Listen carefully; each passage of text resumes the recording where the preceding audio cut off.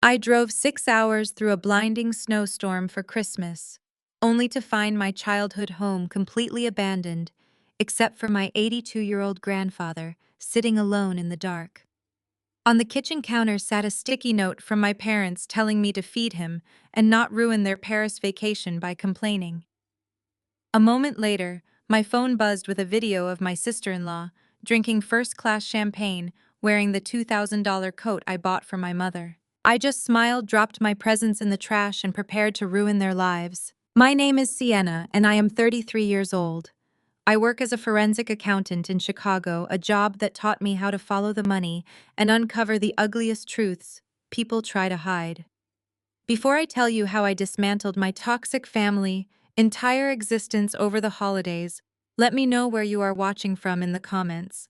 Hit that like button and subscribe if you have ever had to teach your own family a brutal lesson in accountability. Growing up in our affluent suburb in Indianapolis, I was always the family afterthought. My older brother Trent was the undisputed golden child. He could do no wrong even though his entire adult life was a series of catastrophic business failures. My parents, Gregory and Patricia, bailed him out every single time, dipping into their savings to keep up the facade of his success. When Trent married Naomi, an African-American woman with an insatiable appetite for luxury and a habit of demanding the finest things, my parents practically bankrupted themselves trying to impress her. Naomi looked down on anyone who flew commercial or wore off-brand clothing, and she made sure everyone knew it.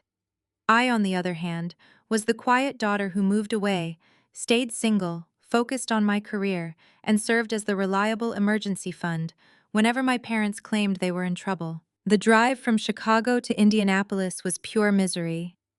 Ice coated the interstate and the windshield wipers fought a losing battle against the heavy, relentless snow. But I pushed through the grueling 6 hours because it was Christmas Eve. My trunk was loaded with carefully wrapped presents, including a designer shearling coat I had ordered weeks in advance for my mother. It cost me $2,000, a luxury I bought just to see her smile. I pulled into the sweeping driveway of my parents' grand brick colonial, expecting the windows to be blazing with warm holiday lights. Instead, the house was entirely dark. No porch light, no Christmas tree glowing through the front bay window, just an unsettling, heavy silence. I unlocked the front door and stepped inside, shivering as the cold air from the foyer hit me. The thermostat was definitely turned down to save money. I dropped my heavy bags and called out for my parents, for Trent, and for Naomi. Only silence answered my calls. I walked into the dimly lit living room and gasped. Sitting completely still in his worn leather rocking chair was my grandfather, Harrison. I was 82 years old, wrapped in a thin, frayed blanket, staring blankly at the unlit fireplace. My heart hammered against my ribs. For the past year, my father Gregory had been telling everyone that Grandpa was losing his mind, that his dementia was getting dangerous and unpredictable. Yet here he was, left completely unsupervised in a freezing house on a holiday weekend. I rushed to the kitchen to find a glass of water, and that was when I saw it. Stuck directly to the stainless steel refrigerator was a yellow sticky note. The handwriting belonged to my mother. Sienna, we along with Trent and Naomi flew to Paris for the holidays. You stay and feed Grandpa. Do not ruin our trip by calling to complain. Be a good daughter for once. I read the words 3 times, my brain refusing to process the sheer cruelty of it. They had invited me home for Christmas specifically so I could serve as unpaid emergency medical staff for an elderly man they claimed was severely impaired. They planned an international vacation and deliberately kept it a secret from me until I was already trapped inside the house. As I stood there staring at the note, my phone buzzed in my pocket. It was an Instagram notification. Naomi had just posted a new story. I tapped the screen. The video showed Naomi sitting in a plush first-class airline seat, holding up a crystal flute of champagne. Next to her, my brother Trent was laughing loudly, clinking his glass against hers. In the background, my parents Gregory and Patricia were smiling and raising their own drinks to the camera. They looked completely carefree, celebrating a luxurious getaway while I was standing in a freezing kitchen. But what made my blood run absolutely cold was what Naomi was wearing. Draped over her shoulders was the exact $2,000 designer shearling coat I had bought for my mother. I had shipped it to the house 2 weeks ago with a strict note to open on Christmas morning. My mother had not only opened it early, she had gifted it to the golden child wife to flaunt on an international flight I was intentionally excluded from. A sickening realization washed over me. Just last month, my father had called me in tears. He claimed Grandpa Harrison had suffered a major medical emergency and needed urgent treatments that his insurance refused to cover. I had drained $5,000 from my savings and wired it to them without a second thought. I did it because I loved my grandfather and trusted my parents. Now I was looking at a video of them flying first class to Paris, drinking expensive champagne while the man who supposedly needed urgent medical care was sitting in a freezing dark living room with nothing but a sticky note to guarantee his survival.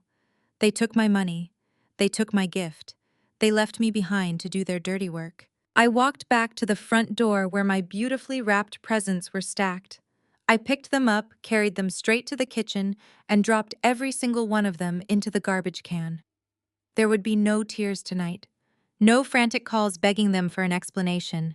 I was done playing the reliable, disposable daughter. I turned back towards the living room, pulling out my phone to dial the police and report elder abandonment. But before my thumb could press the dial button, a voice cut through the darkness. It was strong, clear, and perfectly lucid. "Put the phone away, Sienna." I jumped, dropping my hand. Grandpa Harrison stood up from his rocking chair. His posture was perfectly straight, and the vacant, confused look he had worn for the past 12 months was completely gone. His eyes were sharp, calculating, and blazing with an anger that matched my own. "They have played their parts. Sienna," he said, his voice rumbling with a quiet intensity. "Shall we begin?" I stared at him, struggling to bridge the gap between the frail man I had seen and the commanding presence standing before me. He did not lean on his cane. His hands did not shake. The foggy stare that convinced our family his mind was deteriorating had completely vanished. His eyes were clear and sharp. "You are not sick," I whispered, my voice barely echoing in the quiet room. I am old," Sienna, Grandpa Harrison replied, walking smoothly past the rocking chair. "But my mind is as sharp as a steel trap. Come with me. We have a limited window before they check their balances." He headed straight for the basement door. I followed him down the wooden steps, my heart racing with a chaotic mix of adrenaline and confusion. The air down here was cold and smelled of old paper. Grandpa reached into his thick cardigan and pulled out a heavy brass key. "For 12 months I have played the part of the fading patriarch," he said, his tone matter-of-fact. "It started last winter when I noticed small things going missing. A pocket watch here, cash from my drawer there. Then larger things vanished. Grandma's pearl necklace, bearer bonds from the safe. Every time I asked your parents or your brother about the missing items, they gaslit me. They looked at me with pity and told me I was just confused. They said I had misplaced them." He stopped at the heavy oak door of his private office, unlocking the deadbolt with a swift click. "They thought I was losing my memory," he continued, pushing the door open. I realized it was much safer to let them believe their own lie. "A man with dementia is invisible, Sienna. People talk freely around him. They leave documents lying around. They make careless mistakes because they think the person sitting in the corner cannot comprehend what is happening right in front of them." I stepped into his office. It was perfectly organized. Stacks of manila folders sat on the large mahogany desk alongside a modern dual-monitor computer setup. This was not the chaotic workspace of a man losing his cognitive function. This was a command center. "So you faked the dementia to catch them stealing?" I asked, pulling out a leather chair and setting my laptop bag down. "I faked it to see exactly how deep the rot went," Grandpa said, taking a seat behind his desk. "And the rot goes all the way to the foundation. Your brother Trent is a financial black hole, and your parents are throwing my life savings into it to keep his ridiculous vanity projects afloat. And your sister-in-law Naomi, she treats my assets like her personal slush fund for designer bags and European vacations." He slid a thick black binder across the desk toward me. "But the real danger started last month," he explained, his voice dropping to a dangerous register. "Your father Gregory came into my room crying. He told me the house was under threat of foreclosure due to unpaid taxes. He said he needed legal authority to deal with the county and save my home. He brought a notary to the house, a friend of Trent's. They shoved a document in my face while I was pretending to have a bad day. I signed it knowing exactly what it was. A power of attorney. I guessed my forensic accounting instincts immediately kicking in. A full, durable power of attorney, Grandpa confirmed. It gave Gregory total control over my finances, my property, and my medical decisions. He thinks he holds all the cards now. He thinks he can bleed me dry legally while dumping me in a state-run facility the moment he returns from his luxurious French getaway. The sheer malice of their plan hit me like a physical blow. My parents were not just financially reckless, they were completely devoid of human empathy. They had conspired to drain an 82-year-old man of his lifelong wealth and then discard him in a broken medical system so they could live in luxury. My father Gregory had looked me in the eyes and begged for $5,000, claiming it was for emergency care, all while holding the legal power to liquidate this very house. Grandpa picked up the heavy brass key and held it out to me. I reached across the desk and took it, feeling the cold metal press against my palm. "Behind you is my locked filing cabinet," Grandpa instructed. "It contains every physical bank statement, every property deed, and every piece of financial correspondence I have intercepted over the last year. On the desk is a hard drive with the digital records. I know they are stealing, but I do not have the technical expertise to prove exactly how they are moving the money." He looked me dead in the eye, leaning forward. "You are the forensic accountant, Sienna. You unravel corporate fraud for a living. You track shell companies and hidden offshore accounts. Now I need you to do it for me. Find out exactly how they are bleeding me dry, track every dollar, document every fraudulent transfer, map out the entire network of their theft." I looked at the brass key in my hand, and then at the dual monitors glowing in the dim basement office. The emotional shock of being abandoned at Christmas completely evaporated, replaced by a cold, calculating precision. This was my territory. I spent my days destroying corrupt executives and dismantling embezzlement rings. My family thought they had left a helpless daughter behind to clean up their mess. Instead, they had locked a federal-level fraud investigator inside the house with all their financial secrets. I booted up my laptop and plugged in Grandpa's hard drive. I inserted the brass key into the heavy metal filing cabinet, unlocking the drawers with a solid clack. I spread the printed bank statements across the large mahogany desk. Matching them to the digital files on the hard drive.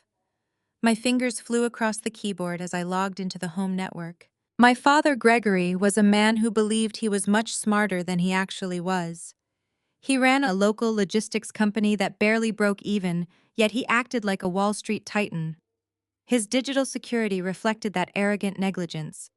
His administrative passwords were all variations of my brother Trent's birthday and his company's founding year. Within 3 minutes, I bypassed his primary firewall and gained full access to his personal financial dashboard. I opened my auditing software and began importing data. The screen filled with rows of transactions, wire transfers, routing numbers, and hidden external accounts. I established a secure encrypted tunnel to my own firm's servers in Chicago, utilizing their processing power to run a complete forensic sweep of the past 12 months. I told the software to flag any transaction over $500, any newly opened lines of credit, and any transfers between Grandpa's primary checking and accounts held by my parents or my brother. The initial results populated instantly, flashing across my second monitor. I did not blink. I did not pause. I simply read the data. The financial bleeding was not just a slow leak, it was a severed artery. I traced the first major anomaly to a Tuesday in late October. Grandpa had a checking account holding his pension deposits and a separate high-yield savings account containing a moderate emergency fund. On October 28th, exactly 2 days after Gregory obtained the power of attorney, the savings account was drained of $40,000. The funds were not wired out immediately to avoid triggering fraud alerts. Instead, they were funneled through a series of smaller transfers into a joint checking account held by Gregory and Patricia. From there, the money dispersed like water through a sieve. I pulled up the itemized ledger. I saw $3,000 spent at a high-end automotive repair shop to fix Trent's leased sports car. I saw an $800 charge at a luxury hair salon, clearly for Naomi. I saw recurring charges at an exclusive country club where my parents maintained a membership to keep up appearances among their shallow social circle. They were using Grandpa's hard-earned cash to fund their daily delusions of grandeur. But that 40,000 was just petty cash compared to what I found next. I remembered the video Naomi had posted online just hours ago. She had bragged that the first-class flights to Paris and the five-star hotel reservations were a massive end-of-year bonus from Trent's latest tech startup. I knew Trent's business was a joke, a vanity project propped up by empty promises and hollow marketing. I needed to see exactly where the cash for their European vacation came from. I ran a specific query for international wire transfers and large domestic payments to travel agencies. The software immediately highlighted a massive outflow of cash initiated on November 15th. The total amount was staggering, $60,000. I clicked on the transaction ID and followed the digital paper trail. The money had paid for 4 round-trip first-class tickets on Air France luxury accommodations at a boutique hotel overlooking the Eiffel Tower and a prepaid luxury car service. It was a masterclass in financial irresponsibility. But where did a sudden $60,000 lump sum come from? It did not come from Grandpa's savings, which were already empty. It certainly did not come from Gregory's failing logistics business. And Trent did not have 2 pennies to rub together, let alone 60 grand. I needed the origin account.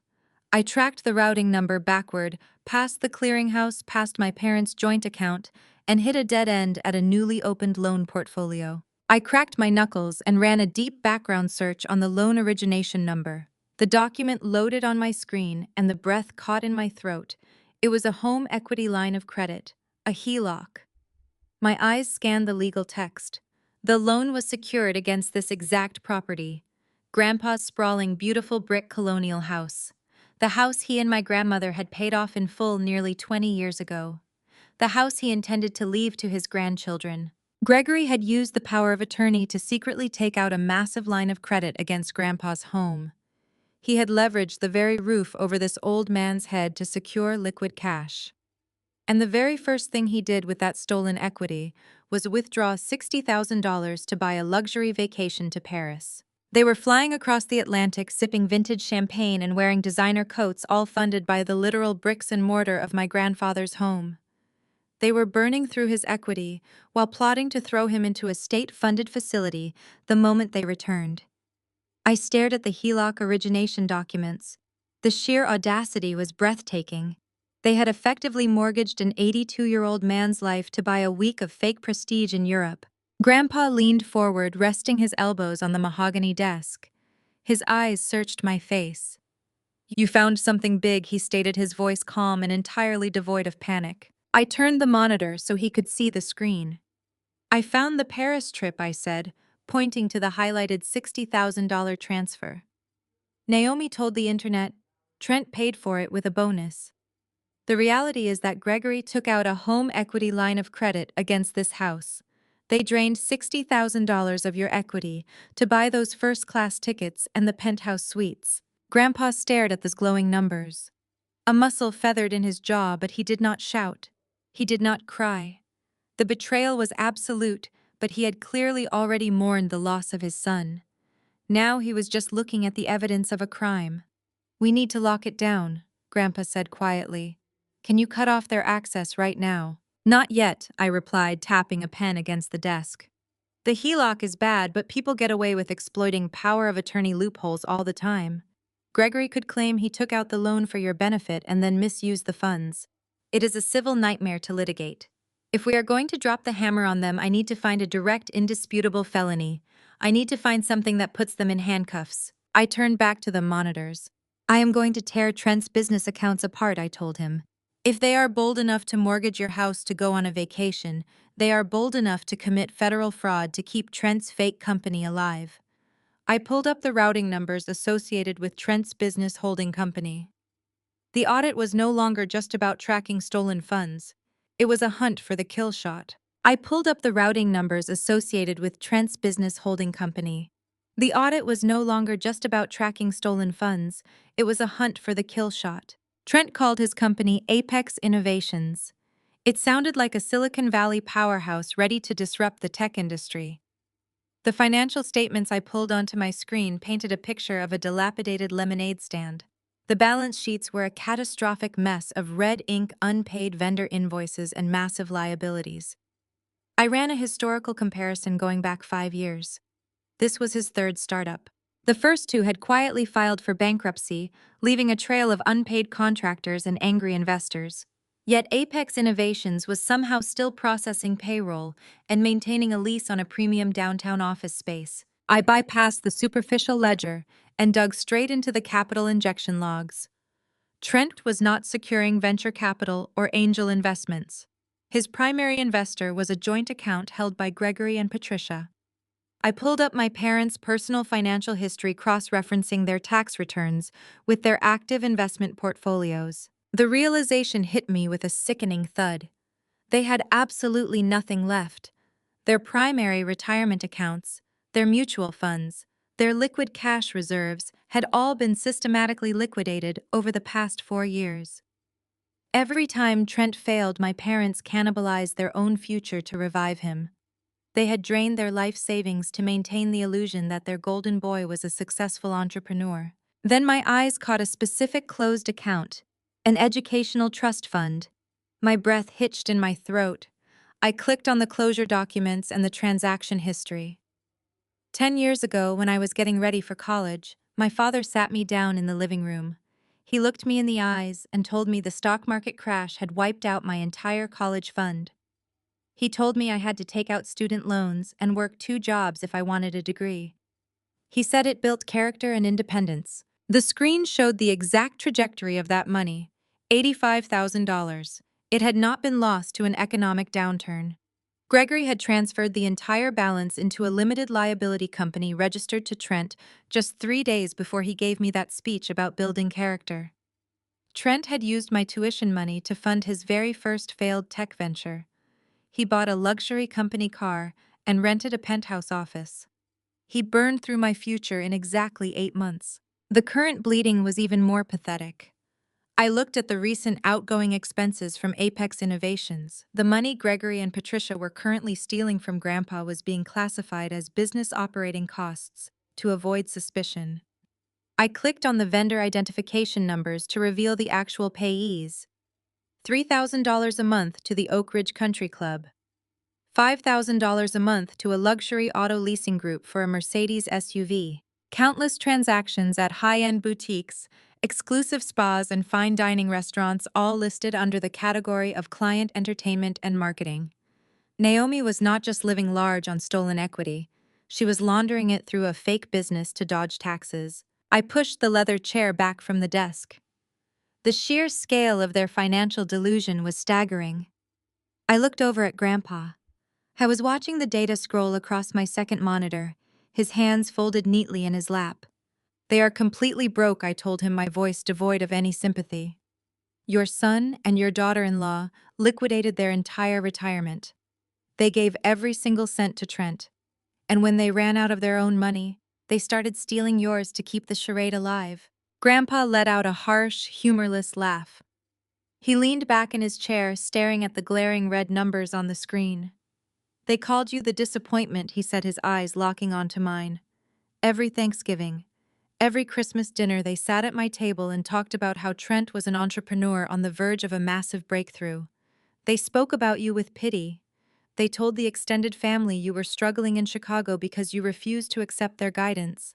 I kept my face perfectly neutral, pushing down the old hurt and replacing it with icy resolve.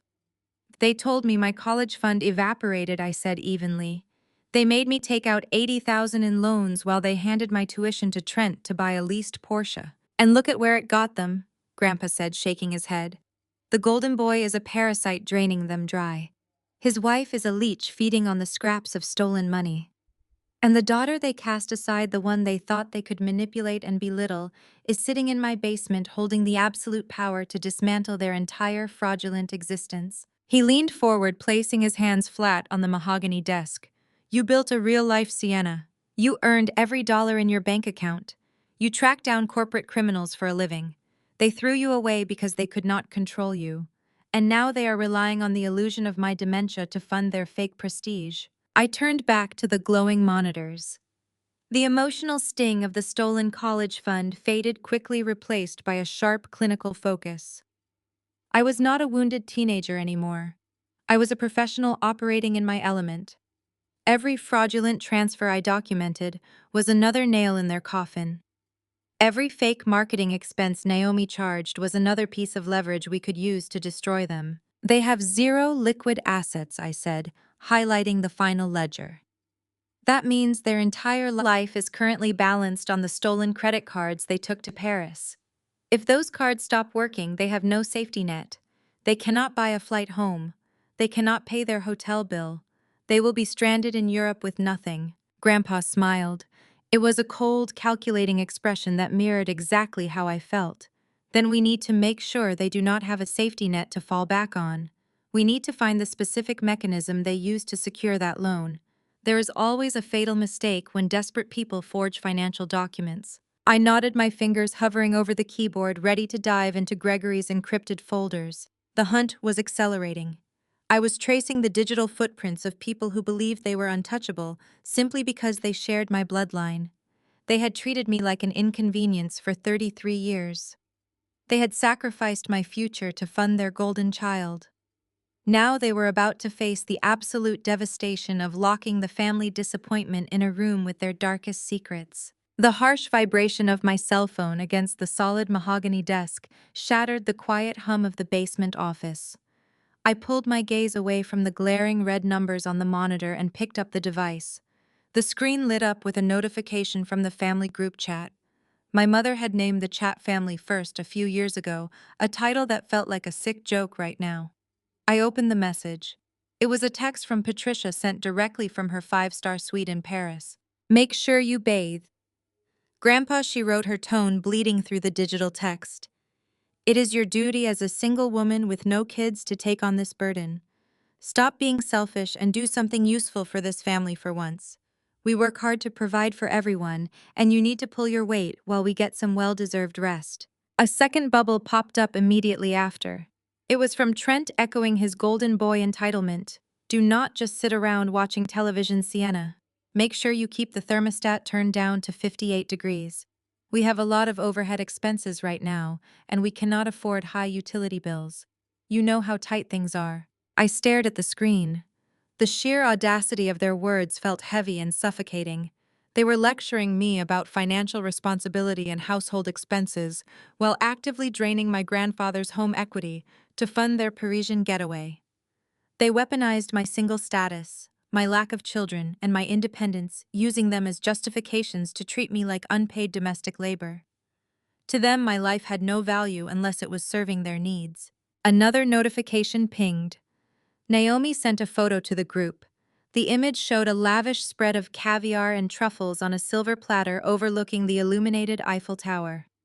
A bottle of vintage champagne sat in an ice bucket beside her manicured hand.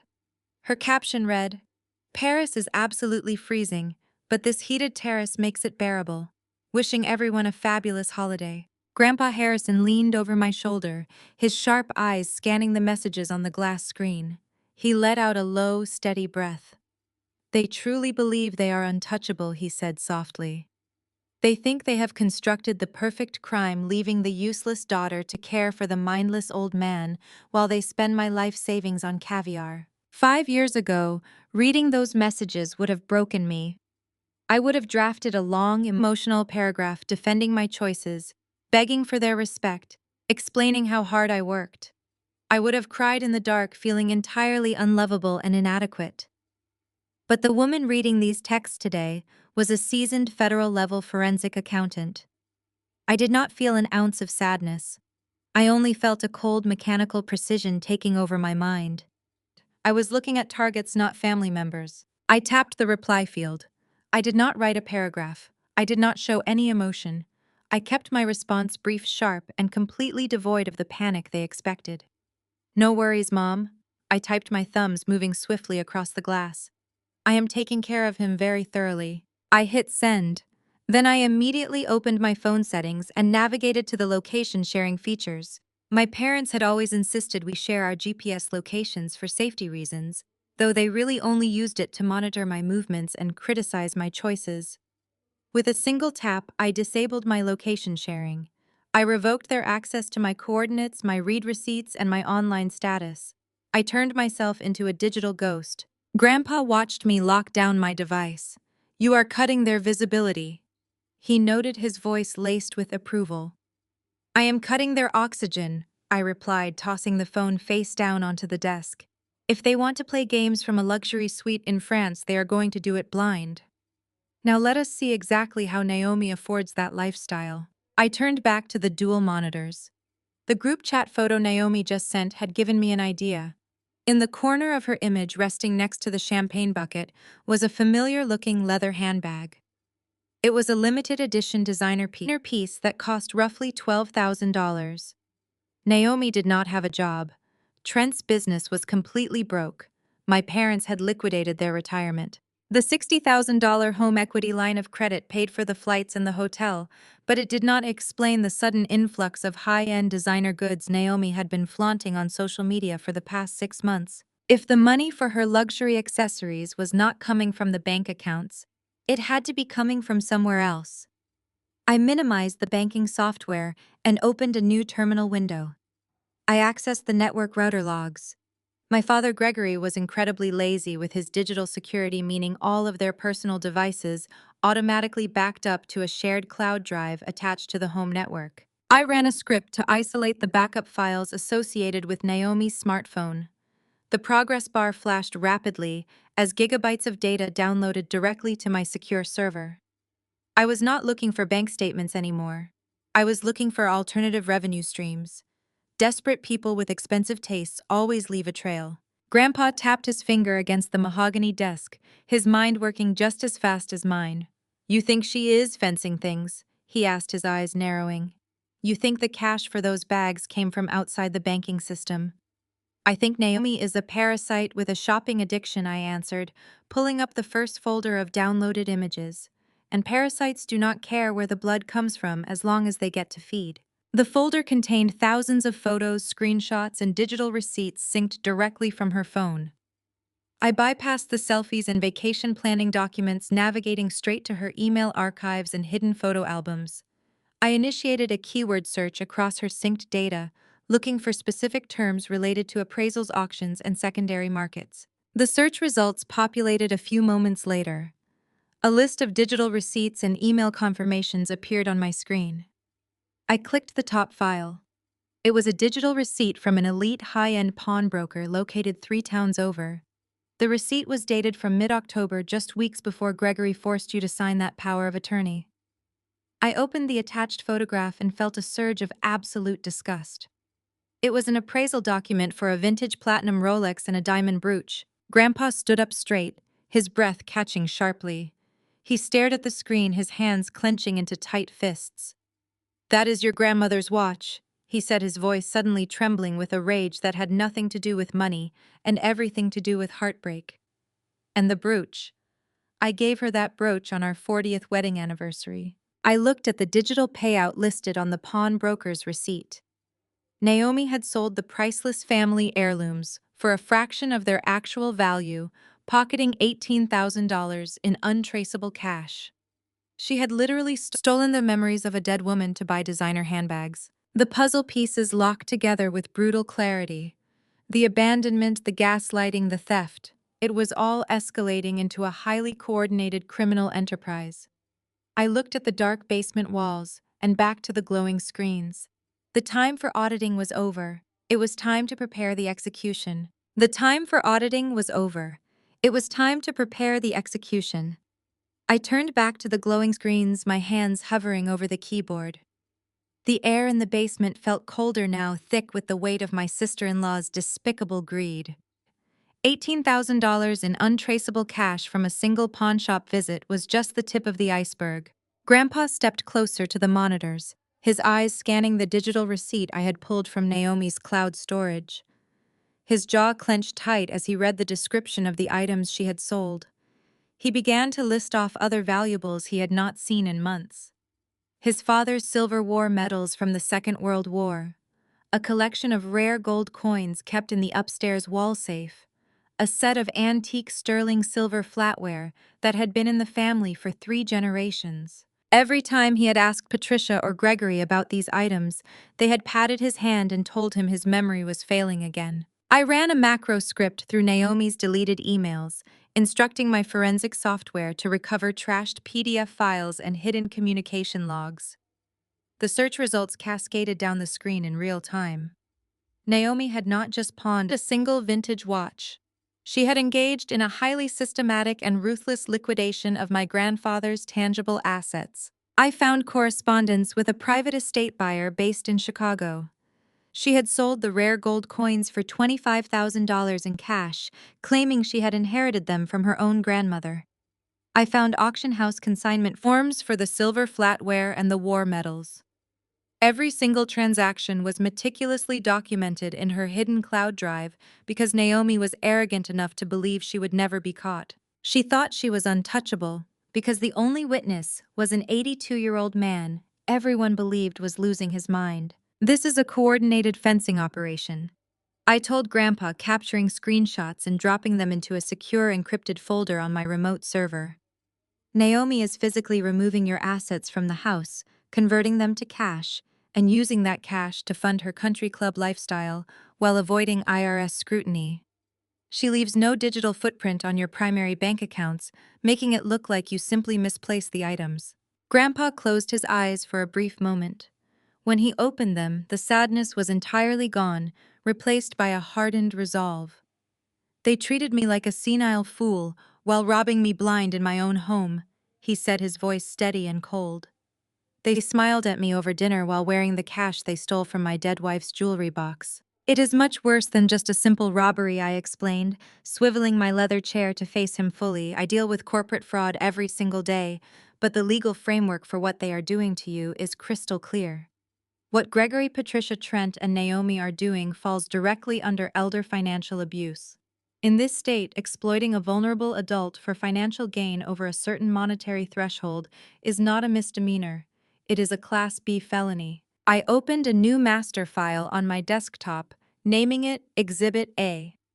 I began dragging and dropping the digital evidence, the home equity line of credit origination documents, the forged bank transfers, the pawn shop receipts, the IP addresses logging into the accounts from their luxury hotel in Paris. Every piece of data was a nail in their collective coffin. By using a fraudulent power of attorney to siphon $60,000 through a property loan and by stealing physical assets worth tens of thousands more, they have crossed the line from terrible relatives to federal criminals, I continued. If I hand this file over to the authorities right now, they are all going to prison. I was building an airtight, irrefutable dossier that no defense attorney could ever dismantle. The crimes were stacking up rapidly: wire fraud, grand larceny, exploitation of an elderly person, tax evasion. It was a spectacular implosion of a family that cared only about maintaining their wealthy facade. But as I compiled the evidence, a strange discrepancy caught my eye. I noticed a persistent nagging irregularity in the background noise of Gregory's corporate ledger. Something was fundamentally wrong with the math in his primary business accounts. There is a phantom number here, I muttered, leaning closer to the primary monitor. Something is completely out of balance. What do you see? Grandpa asked, resting his hand on the back of my chair. When you audit a failing business like Trent's Startups or Gregory's logistics company, the cash flow usually bleeds out through bloated payroll, bad investments, or massive operational costs, I explained. But I am seeing a recurring massive outgoing payment every single month from Gregory's main business checking account. It is listed as an administrative consulting fee to avoid suspicion, but the routing number goes directly to a major national commercial bank.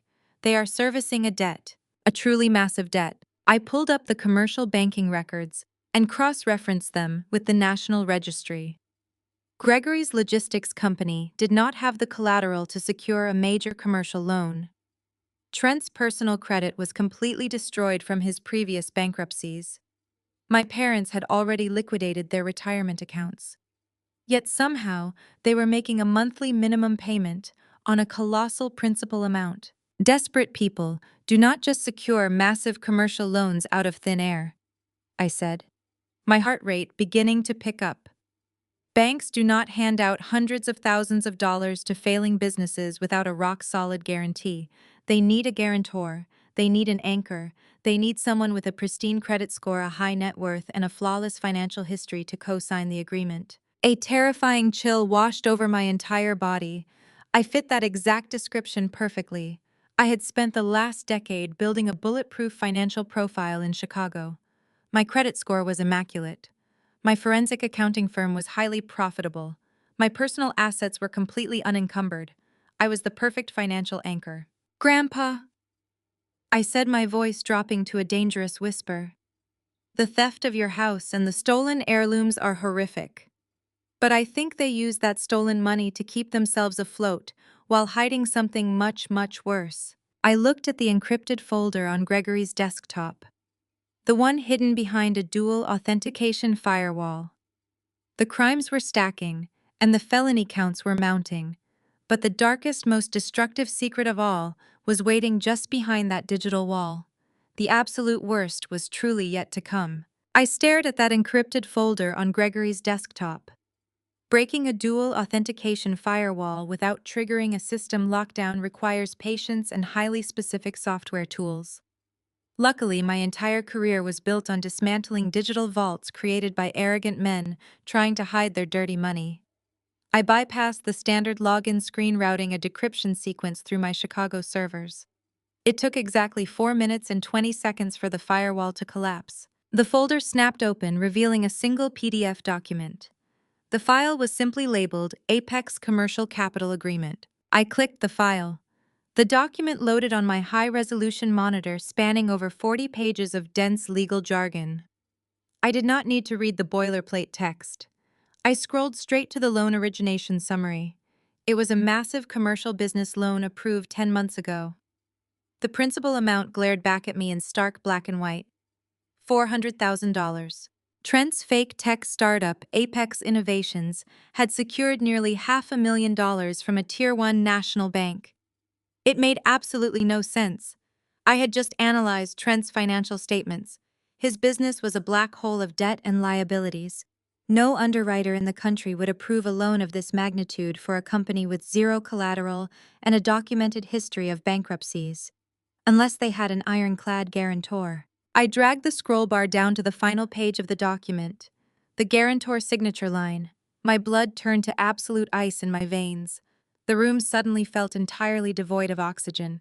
There, printed clearly under the extreme liability agreement, was my full legal name, Sienna Marie Harrison, and right above my printed name was my signature. It was a masterful forgery, but it was still a forgery. I leaned in close to the monitor, tracing the digital ink with my eyes. I recognized the slight hesitation in the loop of the S and the sharp angle of the last letter.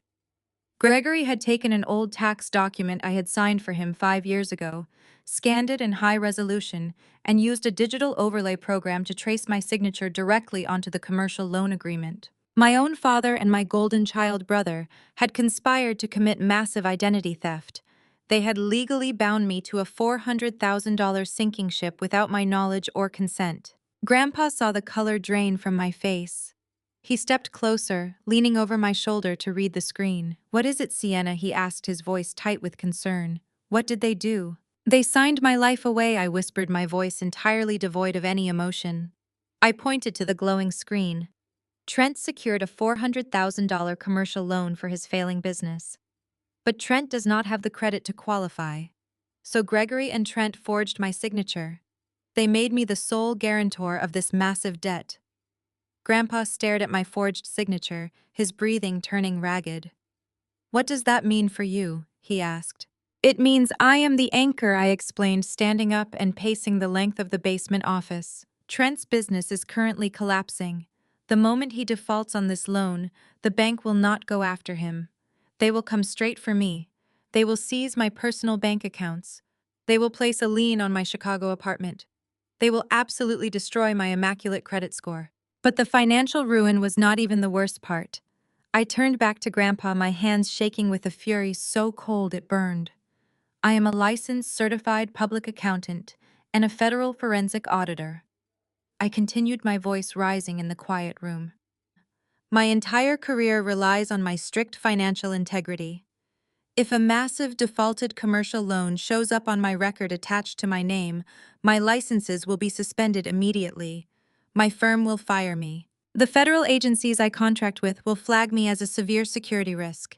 My career will be over forever. I will lose everything I have worked for my entire adult life. I sat back down in the leather chair and navigated to the commercial bank's online portal. I needed to see the exact current status of the loan. Using the account number from the PDF, I pulled up the payment history. The minimum monthly payment was a staggering $8,000. The ledger showed that the payments had been made on time for the first 6 months. But the payment for November was flagged as late. The payment for December was marked unpaid. The loan was entering the pre-default stage. In exactly 14 days, the bank would trigger the collection protocols. They would start sending notices to my Chicago address. They would initiate the aggressive asset seizure process. My parents were in Paris drinking champagne while a ticking time bomb was strapped directly to my chest. The pieces all fell into place with sickening precision. This was why they were draining Grandpa's home equity to make the minimum monthly payments on this loan. They were desperately trying to keep the commercial loan out of default to delay the inevitable explosion. But their stolen funds were running out. They went to Paris for one last luxury hurrah, fully intending to come back, sell Grandpa's house, dump him in a state facility, and let the commercial bank tear my life to shreds. They were willing to sacrifice my home, my career, and my freedom just to buy Trent another 10 months of playing a successful CEO. Grandpa placed a steady hand on my shoulder, grounding me. "They sold you to the wolves," he said, his voice thick with disgust. "Your own father served you up on a silver platter to protect that worthless boy." I looked at the old man beside me. We were both victims of their relentless greed. They viewed us not as family members, but as resources to be mined and discarded when empty. They thought I would remain ignorant until the bank knocked on my door. They thought I would panic and perhaps try to pay off the debt to save my reputation. They fundamentally misunderstood who they were dealing with. I reached out and placed my hand over Grandpa's. "They made a fatal miscalculation," I told him, my voice steady and resolute. "When you steal an identity, you should never steal the identity of a woman who hunts financial criminals for a living. I know exactly how this system works. I know every loophole, every trigger, and every federal regulation regarding wire fraud and commercial loan forgery." I hit the print command on my keyboard, sending the 40-page commercial loan document to the heavy laser printer in the corner of the office. The machine whirred to life, spitting out the evidence page by page. I gathered the warm sheets of paper and placed them into a thick red folder. This was no longer a family dispute. It was a major federal crime. Trent and Gregory had committed multiple counts of aggravated identity theft and bank fraud. The mandatory minimum sentencing for these crimes was severe. The stakes were absolute. If I did nothing, I would lose my entire life. If I fought back using the evidence I now held, I would send my father and my brother to federal prison. There was zero hesitation in my mind. They had chosen to sacrifice me. Now I was going to gladly return the favor. I placed the thick red folder flat on the mahogany desk, running my hand over the smooth paper cover. The decision was made. There was no going back, no room for familial guilt or hesitation. I looked at Grandpa Harrison, expecting to see a man overwhelmed by the betrayal of his own flesh and blood. Instead, he reached into the bottom drawer of his desk and pulled out a sleek black tablet. "You have the financial proof, Sienna," he said, his voice steady and low. "You have the paper trail. But paper trails can be spun by clever defense attorneys. They can claim ignorance. They can claim administrative errors or misunderstandings. I knew we needed intent. Pure, undeniable intent." I frowned, staring at the tablet. "What do you mean?" Grandpa swiped his finger across the screen, unlocking it with a complicated passcode. When my pocket watch and Grandma's pearls went missing, I knew I could not rely on my memory alone to confront them. They had already convinced the extended family that I was senile. If I accused them of theft, they would just shake their heads and say I misplaced things, so I bypassed them entirely. I took a cab downtown, paid a private security contractor in untraceable cash, and had him visit the house while Gregory and Patricia were out at their country club. He tapped an app icon that looked like a simple smart home controller. The contractor installed a high-definition hidden camera directly inside the living room smoke detector, Grandpa explained. It has a wide-angle lens night vision and a highly sensitive directional microphone. It records directly to an encrypted server that only this tablet can access. They thought the living room was their safe space to talk freely because I was usually confined to my bedroom down the hall, playing the role of the confused old man. He navigated to a folder labeled Video Archive and selected a file dated exactly 2 days ago. The timestamp read 9:30 in the evening. It was just hours before they boarded their luxury flight to Paris. Just hours before I drove through a blizzard to arrive at an empty house.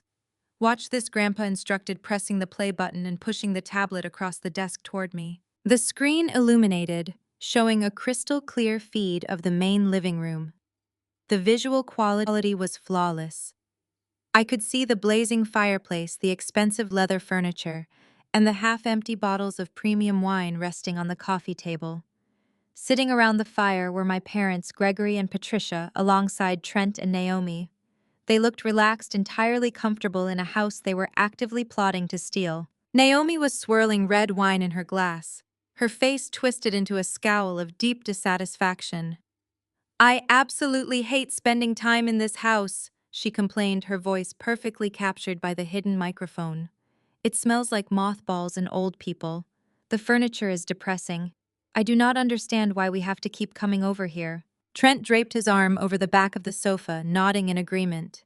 "It is exhausting having to whisper around him constantly," he added, referring to Grandpa, "or having to pretend we care about his rambling stories. I am tired of playing the dutiful grandson just to keep up appearances." On the screen, my mother. Patricia took a delicate sip of her wine. She looked perfectly at ease, completely untroubled by the fact that her husband had just mortgaged her father-in-law's home to buy her a vacation. Her lack of conscience was chilling to witness. Gregory leaned forward, resting his forearms on his knees. He looked around the room with the arrogance of a king surveying a conquered territory. "Be patient, Naomi," he said, his voice laced with absolute authority. "You only have to tolerate this depressing house for a little while longer. The hard part is already done.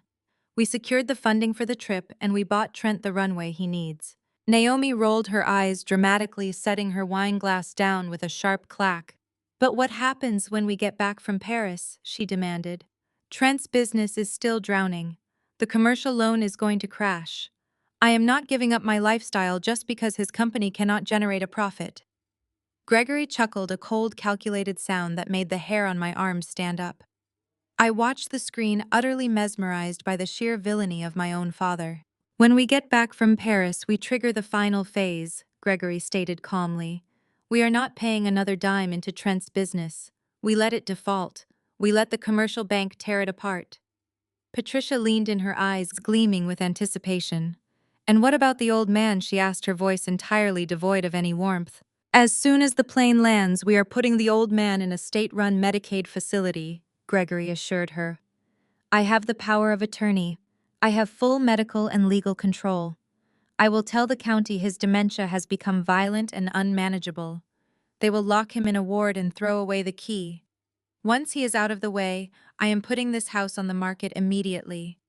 We sell the property, we pocket the remaining equity, and we relocate permanently to Florida. I have already been looking at beachfront condos in Miami." Trent laughed, a sound of pure, unadulterated relief. "And the commercial debt?" he asked. "The 400 grand. Gregory smiled, a wide, predatory grin. "That is the beauty of the plan, son. You do not owe that money. Sienna does. When the bank realizes Apex Innovations is bankrupt, they will immediately go after the guarantor. They will go after your sister for the 400,000. They will liquidate her Chicago apartment, they will destroy her credit, and they will likely revoke her accounting licenses when she cannot pay. She will be utterly ruined, fighting a legal battle she cannot win. And by the time she figures out what hit her, we will be sitting on a beach in Florida with clean hands and full bank accounts." On the video, Patricia smiled and raised her wine glass. "To Florida," she toasted. "To Florida," Trent and Naomi echoed, clinking their glasses together. They sat there drinking wine paid for by stolen equity, celebrating the premeditated destruction of my entire life and the institutionalization of an 82-year-old man. They showed zero hesitation, zero remorse, zero guilt. It was a perfectly synchronized criminal conspiracy designed to elevate their lives by completely eradicating ours. The video ended freezing on the final frame of their smiling faces. The silence in the basement office was deafening. I stared at the dark screen, my mind processing the absolute magnitude of their malice. They did not just make a desperate financial mistake. They engineered a slaughter. They had planned my professional and financial execution down to the final detail. They intended to leave me drowning in $500,000 of fraudulent debt while they retired to a sunny beach. Grandpa reached out and gently tapped the tablet screen. They handed us the motive, he said, his voice dangerously soft. They mapped out their own conspiracy on digital tape. I looked up from the tablet, meeting his eyes.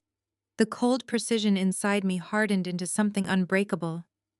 I reached for my cell phone, opening my contacts list.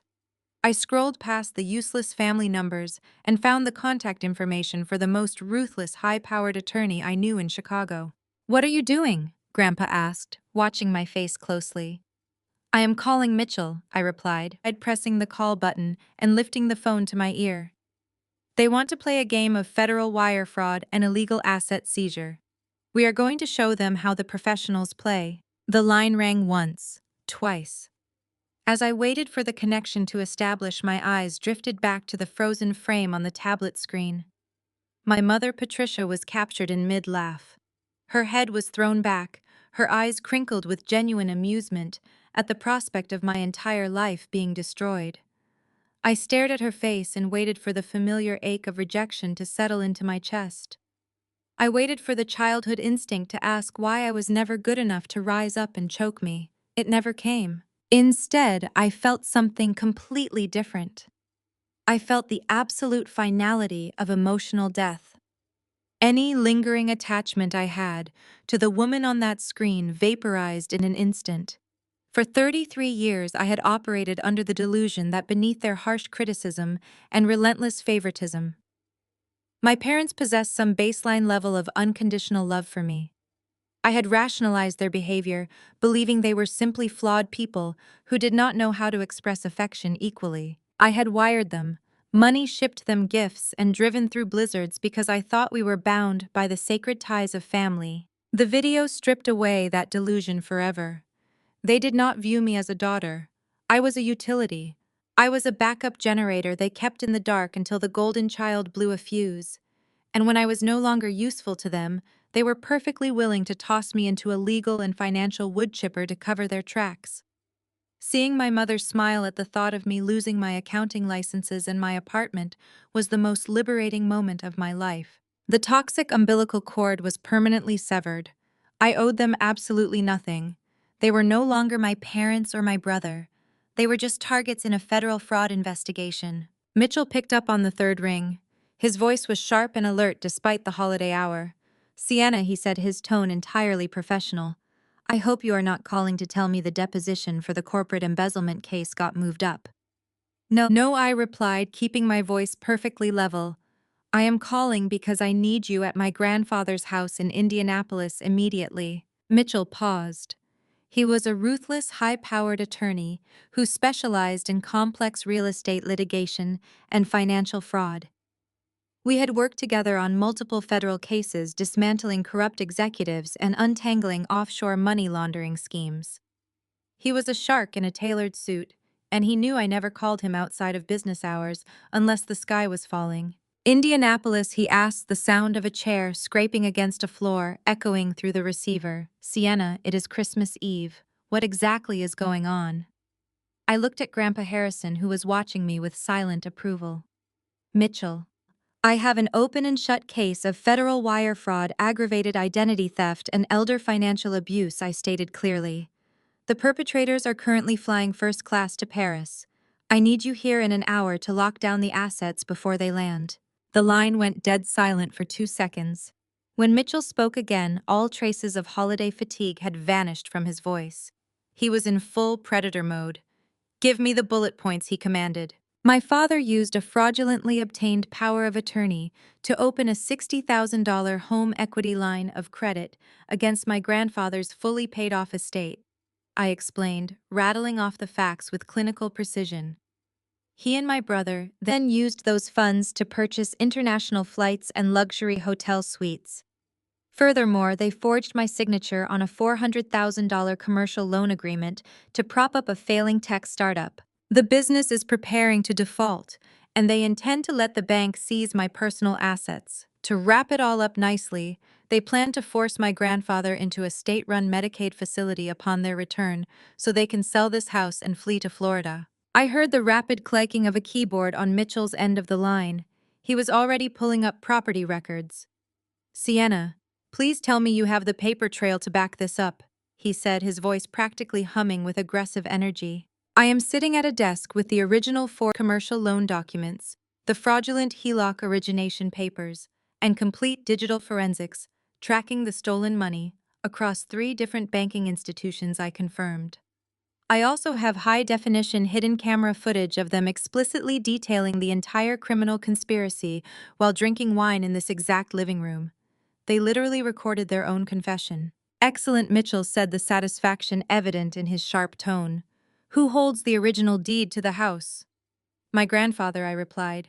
And he is sitting right next to me, perfectly lucid and ready to revoke the power of attorney. Do not let him sign anything until I get there, Mitchell instructed. We are going to revoke the power of attorney, execute a transfer of the property into an irrevocable trust, controlled by you, and file immediate fraud alerts with the commercial bank. I am bringing 2 of my junior associates and a mobile notary. We will draft the affidavits tonight. Can you establish a secure connection to the federal banking fraud portals from your location? I already have the encrypted tunnel running. I told him, my fingers flying across my laptop keyboard to prep the incoming data transfers. Good, Mitchell said.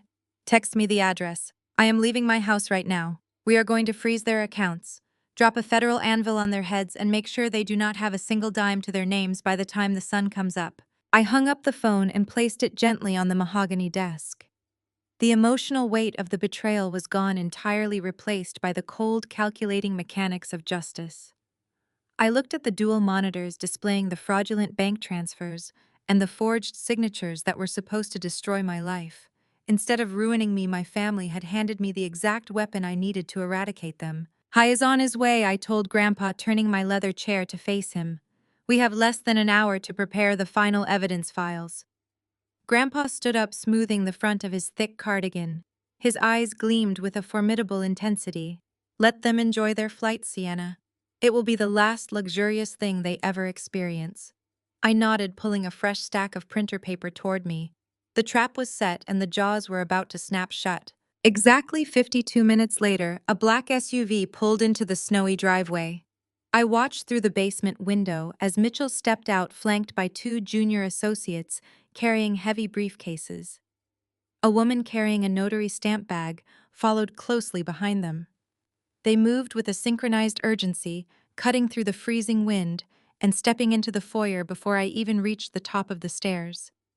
Mitchell dropped his coat on the banister and met my eyes. His expression was pure predatory focus. Point me to the evidence, he commanded, bypassing pleasantries entirely. I led his team straight down to the basement command center. The associates immediately unpacked their laptops, forming a makeshift war room around the mahogany desk. Mitchell picked up the thick red folder containing the commercial loan documents and flipped through the pages. His eyes darted across the forged signature, the massive principal amount, and the default clauses. He tossed the folder down and picked up the tablet, pressing play on the hidden camera footage. The basement filled with the sound of Gregory laughing about institutionalizing my grandfather and sticking me with a $400,000 debt. Mitchell watched the entire video without blinking. When the recording finished, he set the tablet down and looked at Grandpa Harrison. He did not speak to him like a frail victim. He addressed him like a commanding officer preparing for a siege. Sir, Mitchell said, pulling a stack of legal forms from his briefcase. Your son committed a fatal error. A power of attorney is a powerful weapon, but it is entirely dependent on the principal lacking capacity or failing to revoke it. Since you are perfectly lucid, we are legally severing his limbs right now. Grandpa stood tall, resting his hands on the desk. Tell me where to sign, he replied, his voice steady and resolute. Mitchell handed the notary a packet of documents. We start with the revocation of the durable power of attorney, Mitchell explained, pacing the length of the office. The second this pen leaves the paper, Gregory loses all legal authority over your medical decisions, your bank accounts, and your real estate. We are executing a new power of attorney granting absolute authority to Sienna. She will have immediate legal control to lock down your remaining assets. The notary checked Grandpa's issued identification and asked him a series of standard questions to establish his cognitive competence. Grandpa answered with razor-sharp clarity, leaving zero room for any future defense attorney to claim he was confused. He gripped the heavy fountain pen and signed his name across the revocation forms in bold, slashing strokes. The notary stamped the pages, sealing the legal shift in power.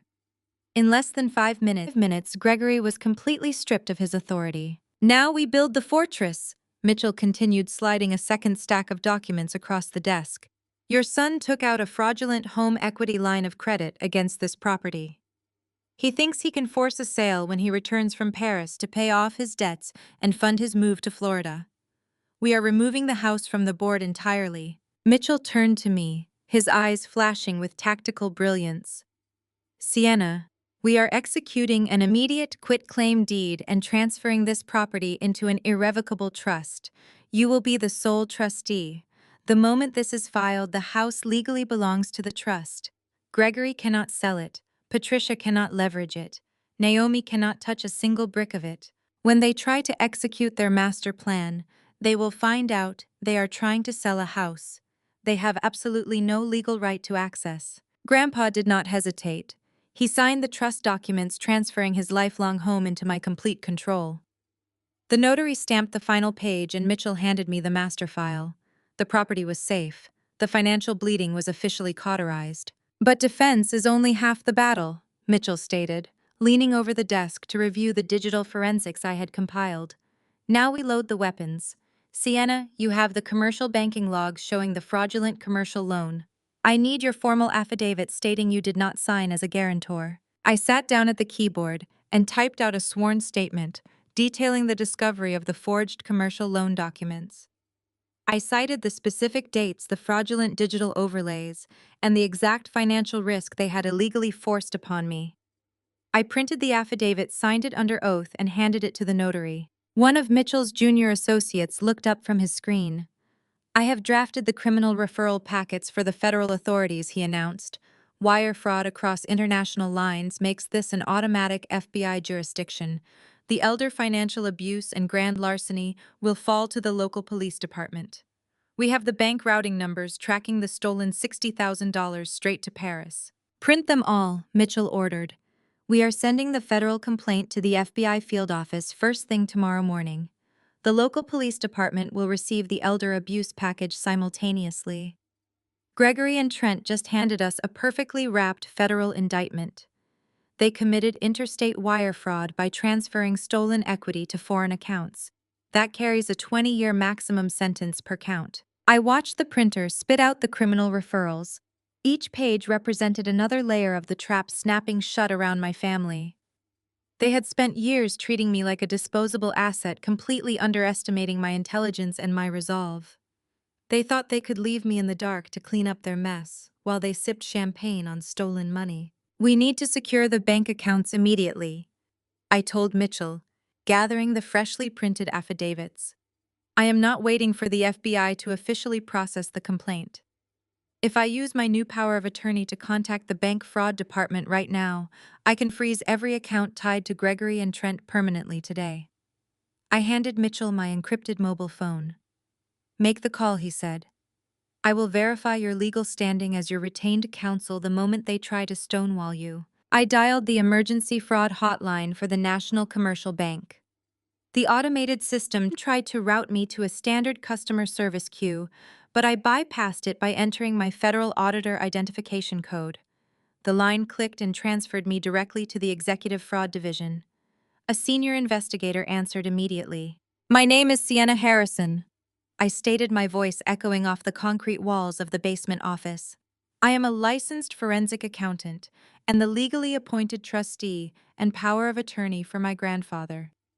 I am reporting a multi-tiered financial crime involving a fraudulent $60,000 home equity line of credit and a forged guarantor signature on a $400,000 commercial business loan. The investigator started to give me the standard corporate response about processing times and branch visits. Mitchell stepped in, leaning toward the speakerphone. "This is Attorney Mitchell Grant, representing the Harrison estate. We have a mobile notary present and fully executed revocation documents. We are currently transmitting a 60-page forensic audit directly to your secure federal portal, along with a sworn affidavit of forgery. If you do not freeze these accounts immediately, your institution will be held liable for actively facilitating international wire fraud." The investigator typed rapidly on his end of the line. I provided the specific loan origination numbers and the routing codes I had extracted from my father's hard drive. I uploaded the encrypted red folder containing the irrefutable proof of the forged signature and the unauthorized equity withdrawals. The line was quiet for 3 agonizing minutes while the investigator reviewed the uploaded documents. When he finally spoke, his tone had shifted from bureaucratic indifference to absolute alarm. "The documentation is verified," he confirmed. "The signature discrepancy on the commercial loan is glaring when placed next to your authenticated federal identification files. We are initiating a Level 1 security freeze on all associated profiles." "I want a complete lockdown," I demanded, staring at the banking dashboard on my monitor. "I want Gregory's primary checking frozen. I want Patricia's joint savings frozen. I want Trent's business holding accounts entirely disabled. Cancel all issued credit cards and flag every routing number associated with their names for suspected felony fraud." "Executing the freeze now," the investigator replied. "The commercial loan is entering a state of immediate suspension pending FBI review. The home equity line of credit is locked. All linked debit and credit cards have been deactivated. Any attempted transactions will be automatically declined and logged as fraudulent activity." I watched my computer screen refresh. The active status markers next to my parents' and my brother's bank accounts turned from a vibrant green to a harsh, glaring red. Their available balances dropped to 0. Their credit limits vanished. The digital guillotine had officially dropped. "Thank you," I said, cleanly ending the call. Mitchell gathered his briefcases, signaling his junior associates to pack up their equipment. "The financial bleeding is stopped," he said, throwing his heavy wool coat over his shoulders. "I am heading to the federal courthouse to file the property trust documents and push the FBI referrals through my contacts. You need to secure this physical location immediately. When they realize their money is gone, they will try to return and breach the perimeter. They will not get past the front porch," I promised him. Mitchell and his team marched up the basement stairs and exited into the freezing night. The moment their black SUV disappeared down the snow-covered street, I pulled up a directory of emergency 24-hour locksmiths. I paid a massive premium for immediate service, but within 40 minutes, a heavy-duty utility van pulled into the driveway. The locksmith was a burly man who worked with quiet efficiency. I did not just ask him to rekey the doors. I demanded a complete physical upgrade of the entire house. He drilled out the old brass deadbolts on the front door, the back patio entrance, and the side garage access. He replaced them with military-grade smart locks featuring reinforced steel strike plates and biometric scanners. Gregory's heavy keychain was now completely useless. Patricia's spare keys were nothing but jagged pieces of scrap metal. They could stand on the porch and jiggle the handles all they wanted, but they were never stepping foot inside this house again. While the locksmith fortified the exterior doors, Grandpa and I unpacked a high-end commercial security system I had kept in my trunk. I always traveled with a mobile surveillance kit for my high-risk audit assignments. The system included 6 weatherproof high-definition cameras equipped with motion sensors and infrared night vision. Grandpa moved with a renewed, fierce energy. He grabbed a power drill and a stepladder, helping me mount the cameras at every strategic choke point. We bolted the first camera directly above the front door, angling the lens to capture the entire driveway. We mounted the second camera over the back deck, covering the sliding glass doors. We positioned the remaining cameras to cover the basement egress windows and the side yard perimeter. I ran the wiring through the exterior walls and connected the central hub directly to the basement command center. I linked the entire grid to an encrypted application on my phone. The dual monitors in the basement office flickered and instantly divided into a grid of 6 crystal-clear live feeds. Every angle of the property was covered. If a stray dog walked across the frozen lawn, the system would flag it. If Gregory tried to smash a window, the cameras would record the felony in ultra-high definition and instantly alert the local police department. Grandpa stood beside the mahogany desk, looking at the glowing surveillance grid. He reached into his pocket and pulled out the old house key Gregory had forced him to use for the past year. He tossed it directly into the trash can. "The castle is locked." "Sienna," he said, a hard, satisfied smile forming on his face. I pulled up the banking app on my phone, verifying one last time that the fraud freeze was fully active. The physical doors were bolted shut, and the digital vault was sealed. The traps were set perfectly in place. Now all we had to do was wait for the rats to realize they were caught. Let them enjoy their final hours of luxury, I said, my voice matching the freezing temperature outside. Tomorrow the bill comes due. The sun rose on Christmas morning, casting a harsh, brilliant light over the snow-covered lawn. There were no presents under a tree. There was no festive music playing from the kitchen radio. There was only the icy, sharp reality of a military-grade extraction operation. At precisely 7 o'clock, a heavy-duty commercial moving truck backed into the driveway. I had paid double the holiday rate in cash to secure a private crew who specialized in rapid evictions and asked absolutely zero questions. 4 men in thick work jackets stepped out of the cab. I unlocked the reinforced front door and pointed directly up the grand staircase. "Clear it out," I instructed, my voice echoing in the vast foyer. "I want every single item belonging to my parents, my brother and his wife packed up and removed. Leave the heavy furniture because that belongs to my grandfather. But their clothes, their electronics, their personal files, and their vanity projects. Take it all. Put it in the cheapest cardboard boxes you have." The crew nodded and marched upstairs. Grandpa Harrison stood beside me at the bottom of the stairs, leaning on his cane, not out of weakness but like a general surveying a battlefield. For years he had watched his home be invaded by the parasitic presence of a family that saw him only as a walking ATM. Today we were taking his sanctuary back. I followed the movers into the master suite that Gregory and Patricia had occupied. My mother had decorated the room to resemble a French chateau, a hilarious irony, considering she was currently spending stolen equity in actual Paris. I grabbed a stack of flattened cardboard boxes and started unfolding them. I did not bother with bubble wrap or tissue paper.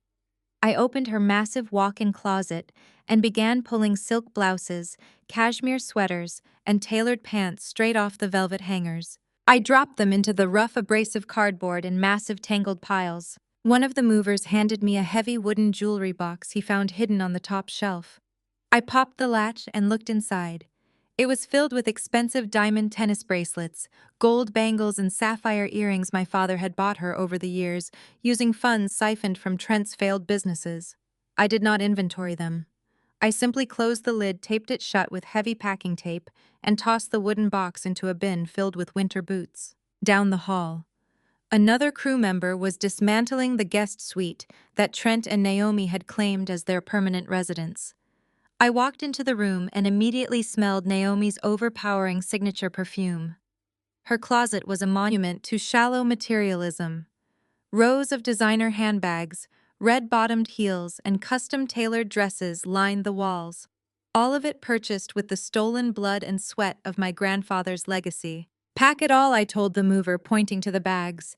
"Do not fold anything, just get it out of this house." I watched with immense satisfaction as a burly man grabbed armfuls of $3,000 dresses and shoved them aggressively into a standard moving box, crushing the delicate fabrics.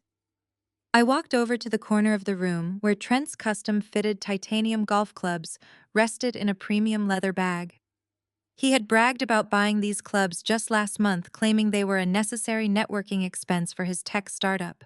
I grabbed the heavy leather bag and dragged it out into the hallway, leaving a trail of dirt on the carpet.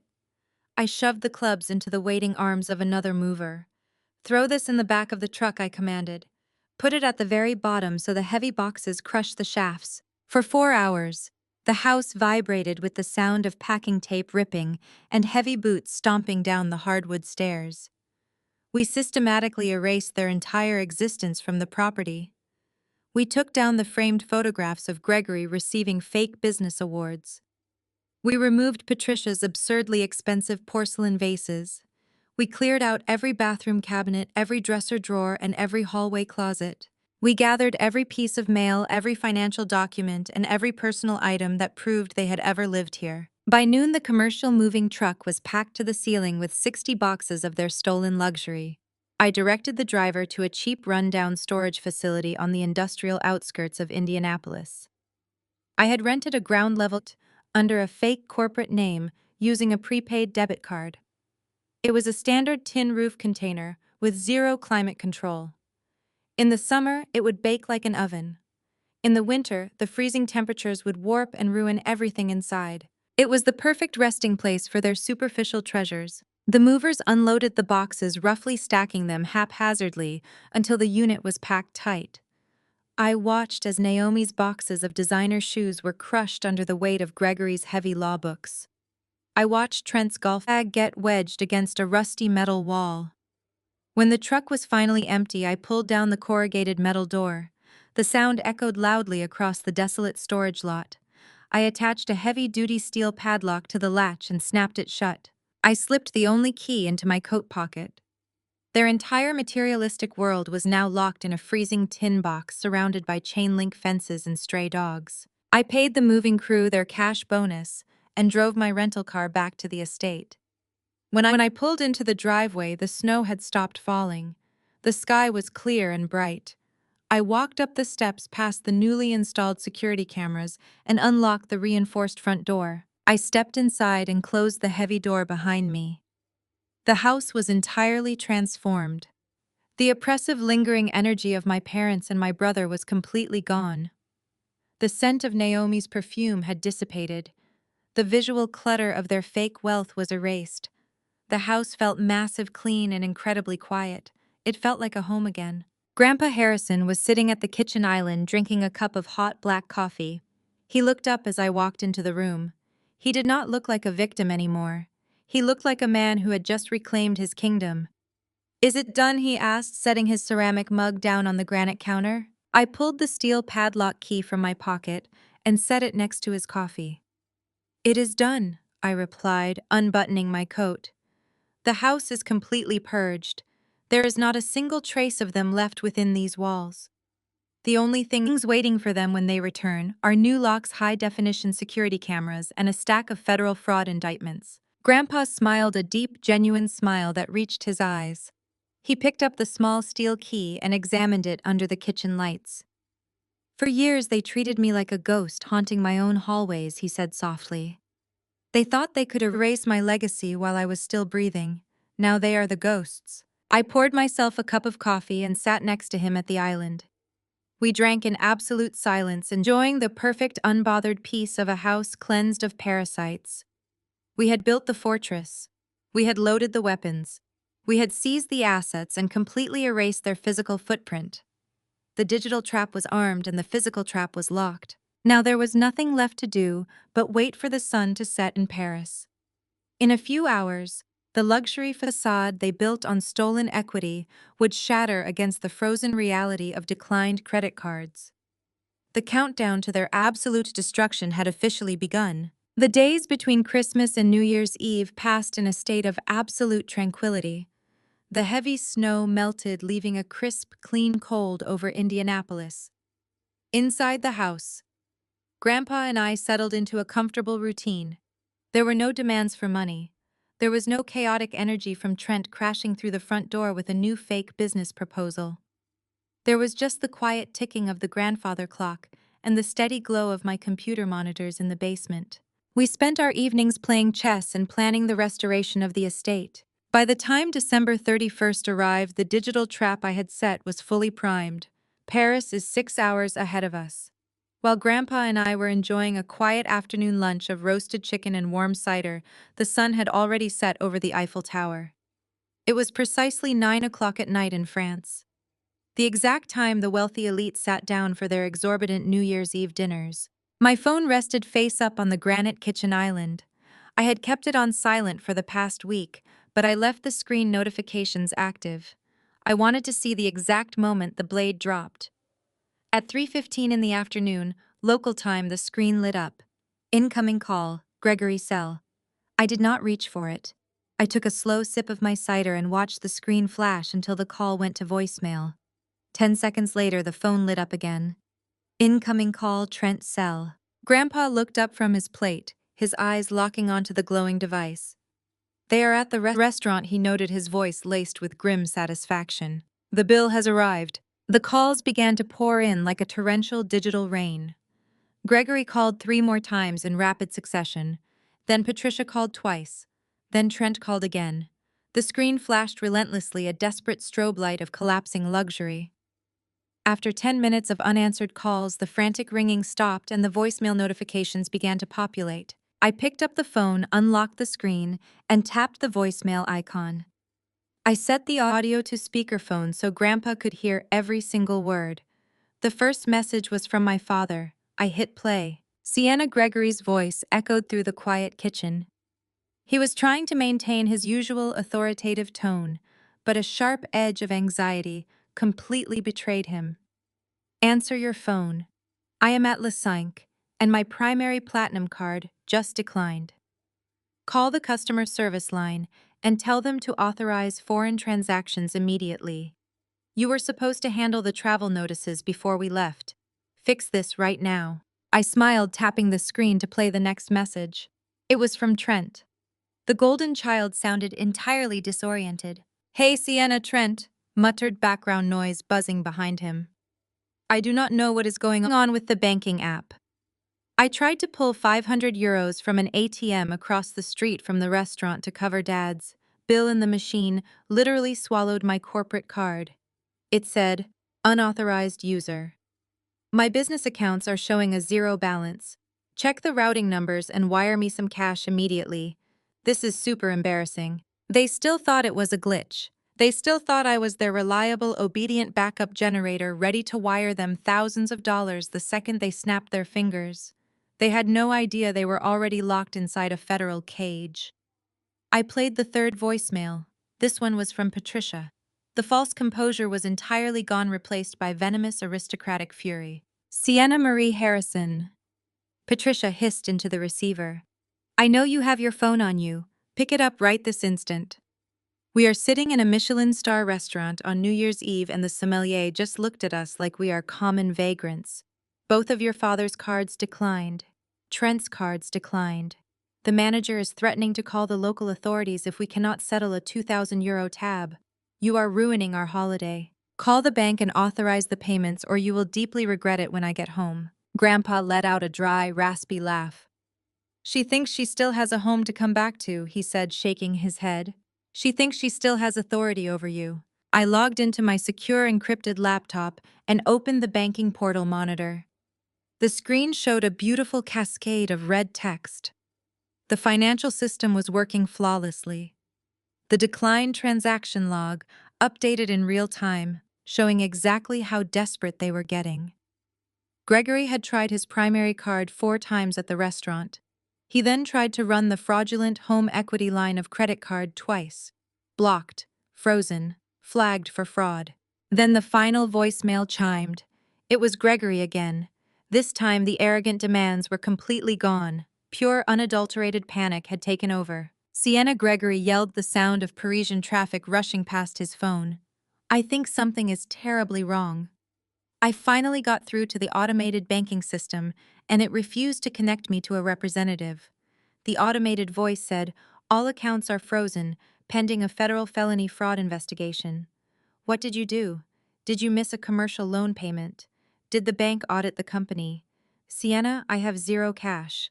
The hotel requires a daily authorization hold, and we cannot even pay for a taxi back to our rooms. Call me immediately. I am ordering you to call me back. I deleted the voicemails one by one. I watched the little trash can icons swallow their panic, their entitlement, and their desperation. They are stranded, I told Grandpa, shutting the laptop lid with a satisfying snap. The restaurant will likely force them to leave their expensive watches or jewelry as collateral just to let them walk out the door. The luxury hotel will lock them out of their penthouse suites the moment the daily card authorization fails. They are in a foreign country in the dead of winter with no money, no working plastic, and no return flights. For 33 years, they had demanded that I fix their problems. They had stolen my college fund.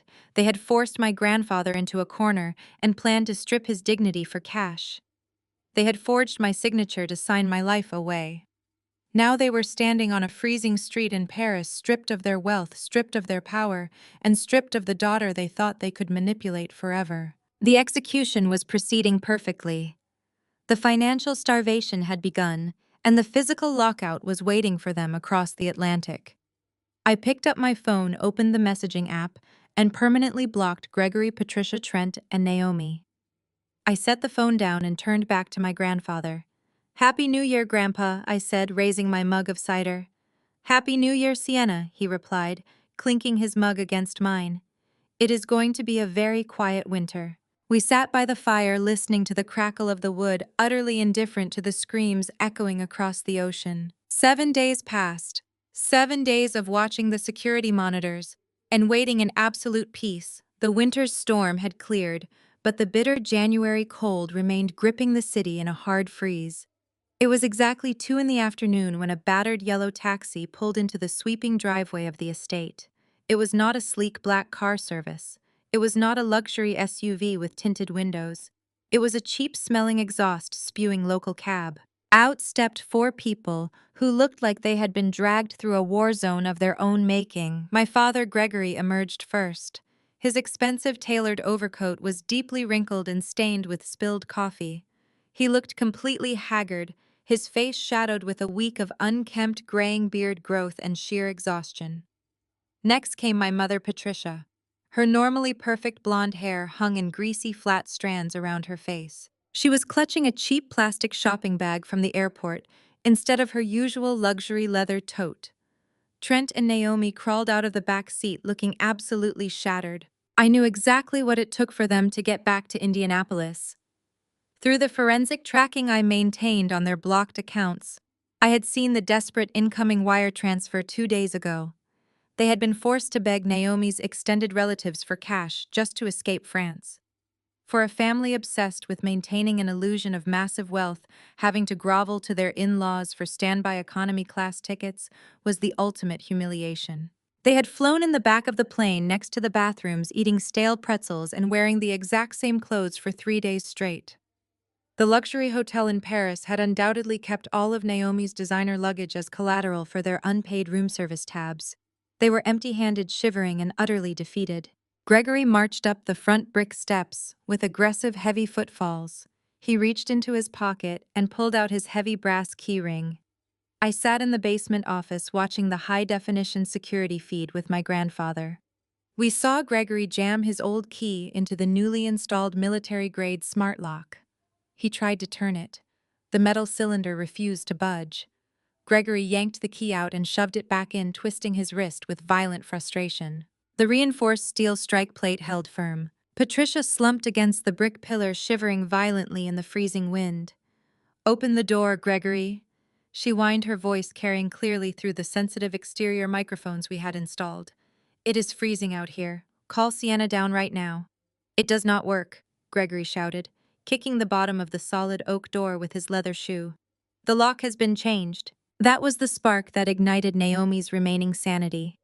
The grueling standby flights, the loss of her precious designer wardrobe, and the absolute destruction of her Parisian fantasy boiled over into a full-blown hysterical meltdown. She shoved past Trent and threw herself at the front door. She began pounding her fists against the heavy wood, screaming at the top of her lungs.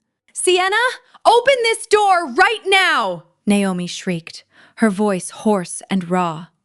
"Open the door and face the consequences of what you did to us. You ruined our vacation. You stranded us in Paris. I had to beg my uncle for flight money. Do you have any idea how embarrassing that was? Open the door, you psycho!" Trent stepped up beside his wife, banging his open palms against the glass side panels. "Sienna, get out here!" he yelled, his breath fogging up the cold glass. "You are dead. Do you hear me? You are completely dead. Turn off the alarm and let us in before I break a window." I looked at Grandpa Harrison. He was sipping a fresh cup of coffee, watching his son and grandson act like feral animals on his front porch. "They look cold," he observed, his voice perfectly calm and devoid of any parental sympathy. "I think it is time to welcome them back from their holiday," I replied, standing up from my leather chair. I smoothed down the front of my tailored charcoal blazer. I had dressed specifically for this occasion. While they looked like desperate vagrants, I was dressed like the ruthless federal auditor I was. I walked up the basement stairs, my heels clicking sharply against the hardwood floors. The pounding on the front door vibrated through the walls of the quiet house. Naomi was kicking the baseboard now, sobbing and screaming obscenities that echoed across the frozen front lawn. I paused in the grand foyer, taking one last deep breath. For my entire life, the people standing on the other side of that door had dictated my worth. They had treated me like a disposable safety net, throwing me into the garbage the moment I outlived my usefulness. They had forged my signature to steal my future and drained an old man's equity to buy luxury trips. They thought they could scream loud enough to make me submit. They thought they could bully their way back into control. I pulled my phone from my pocket and opened the security application. The moment my finger hovered over the screen, a surge of adrenaline rushed through my veins, but my heart rate remained perfectly steady. I was no longer the frightened daughter seeking validation. I was the architect of their impending destruction. I tapped the green unlock icon. A loud mechanical clack echoed through the foyer as the heavy steel deadbolt retracted. The pounding stopped instantly. Naomi and Trent stumbled backward, caught off guard by the sudden unlocking of the barrier. I reached forward and pulled the heavy oak door open smoothly. The freezing winter wind rushed into the warm foyer, bringing with it the smell of cheap airplane soap and stale sweat. My family stood on the porch, frozen in shock. Their faces were red with cold and fury, their eyes wide with manic anticipation. Gregory stepped forward, his hands balled into fists, ready to unleash a torrent of abusive rage. Before he could speak a single word, I looked him dead in the eye, my expression an unbreakable mask of absolute authority. "Welcome home," I said, my voice dropping the temperature in the room even further. "Come to the living room, we have guests." Gregory shoved his way past me, his heavy shoulder clipping my arm. He did not care. He was practically vibrating with the kind of unrestrained rage reserved for people who believe they hold absolute authority. Patricia marched right on his heels, her face twisted into a mask of pure aristocratic fury. Trent and Naomi trailed behind them, bringing the stench of cheap airport terminals and unwashed clothes into the pristine foyer. "You psychotic, ungrateful little," Gregory bellowed, his voice bouncing off the high vaulted ceiling. "Do you have any idea what you have put us through? I am going to have you committed, Sienna. I am going to call the psychiatric ward and have them drag you out of here in a straitjacket." He stormed down the hallway, leading the charge toward the main living room. He was ready to unleash a torrent of verbal abuse, ready to reestablish the family hierarchy by screaming me into submission. He rounded the corner, gripping the doorframe, and stepped into the room. The screaming stopped instantly. The silence that followed was so abrupt it felt like all the oxygen had been sucked out of the house. Patricia slammed into Gregory's back, letting out a sharp gasp as she peered around his shoulder. Trent and Naomi piled in behind them, their angry expressions melting into masks of absolute bewildered panic. The living room was not empty. It was not a safe space for them to conduct their usual emotional terrorism.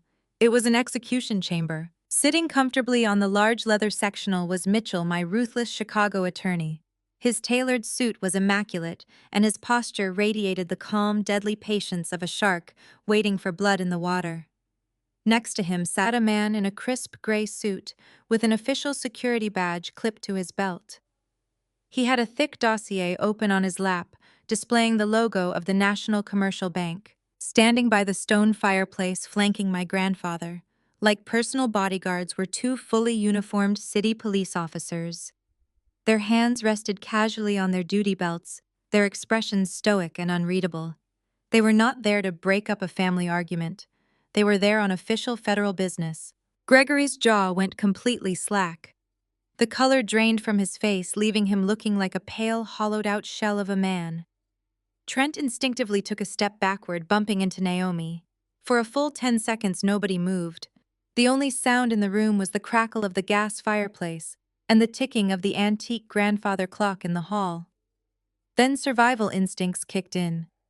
But my family only had one survival tactic, and it was entirely predictable: gaslighting. Patricia threw her cheap airport shopping bag to the floor and burst into tears. It was a spectacular performance. She pressed her hands to her face, her shoulders shaking with manufactured grief. She rushed past Gregory and approached the two police officers, falling perfectly into the role of the desperate, concerned mother. "Officers, thank God you are here!" Patricia cried, her voice trembling with perfect theatrical distress. "You have to help us. My daughter Sienna is having a severe psychotic break. She has been struggling with deep jealousy and mental instability for years. We went on a short family vacation to give her some space, and she completely lost her mind. She changed the locks on us. She is holding my elderly father hostage. You need to call an ambulance and have her detained before she hurts someone." The officers did not flinch. They did not reach for their radios. They simply looked at Patricia with a cold, professional detachment. Naomi, seeing Patricia's attempt, immediately piled on. She pointed a perfectly manicured but chipped fingernail directly at my face, her eyes blazing with raw entitlement. "Arrest her!" Naomi shrieked, her voice echoing off the vaulted ceiling. "She locked us out of our own house. She stole my designer clothes. I want her in handcuffs right now. I want my property back. This is my primary residence, and she is illegally trespassing. Get her out of here." I stood in the doorway, leaning casually against the wooden frame. I did not raise my voice. I did not defend myself. I just let them dig their own graves right in front of federal witnesses. Mitchell slowly closed his leather portfolio. He stood up, buttoning the center button of his suit jacket. He did not look at Patricia or Naomi. He locked eyes directly with Gregory. "Mr. Gregory Harrison Mitchell," said his voice carrying the lethal authority of a seasoned prosecutor. "My name is Attorney Mitchell Grant. I represent the Harrison estate and the newly established Harrison Irrevocable Trust. Sitting next to me is Senior Investigator Reynolds from the Federal Fraud Division of your commercial bank." Gregory swallowed hard, his Adam's apple bobbing nervously. He took a hesitant step forward, holding up his hands in a placating gesture. "Look, whatever this is, it is a massive misunderstanding. Sienna is clearly overreacting to a simple family dispute. We can handle this privately. There is no need for banking officials or law enforcement." Naomi turned on Gregory, her face twisting in confusion. "What are you doing?" she demanded. "Tell them to arrest her. She stole my bags. She took my property. This is my house." "Actually, Naomi," I interjected, my voice cutting through the room like a blade of ice, "this is not your house. It has never been your house. You were a parasite living rent-free in a home owned by a man you planned to discard." Naomi lunged forward, but one of the police officers immediately stepped off the hearth, holding up a heavy hand to stop her. "Ma'am, I strongly suggest you remain exactly where you are," the officer warned, his tone leaving absolutely zero room for debate. Patricia wiped her fake tears, realizing her performance was failing miserably. She turned to Grandpa Harrison, who was sitting comfortably in his rocking chair, sipping a cup of Earl Grey tea. "Dad," Patricia pleaded, her voice dripping with sickly sweet manipulation. Tell them Sienna is confused. Tell them how well we take care of you. Tell them this is our family home." Grandpa Harrison lowered his teacup. He looked at the daughter he had raised, the woman who had happily plotted to dump him in a state-run ward so she could steal his equity and retire to a Florida beach. The vacant, senile look he had maintained for a year was entirely gone. His eyes were sharp, piercing, and completely devoid of any parental affection. "Patricia," he said, his voice strong and unwavering, "you are standing in a house owned exclusively by the Harrison Irrevocable Trust. Sienna is the sole trustee. You have absolutely no legal right to be on this property. Furthermore, my mental capacity has been fully certified by 2 independent state medical boards. I am perfectly lucid, and I am telling you to shut your mouth and listen very carefully to the lawyer." Patricia's jaw dropped. She stared at her father as if a ghost had just spoken to her. The realization that his dementia had been a total fabrication hit her with the force of a freight train. She stumbled backward, grabbing Gregory's arm for support. Trent, who had been cowering near the doorway, finally found his voice. "This is a setup," he stammered, looking wildly between the police officers and the bank investigator. "You set us up. We did not do anything wrong. We are a good family. We are respected in this community." "You are a federal criminal, Trent," I replied, pushing off the doorframe and walking slowly into the center of the living room. "You are a failed businessman who drained your parents' retirement to fund your vanity projects.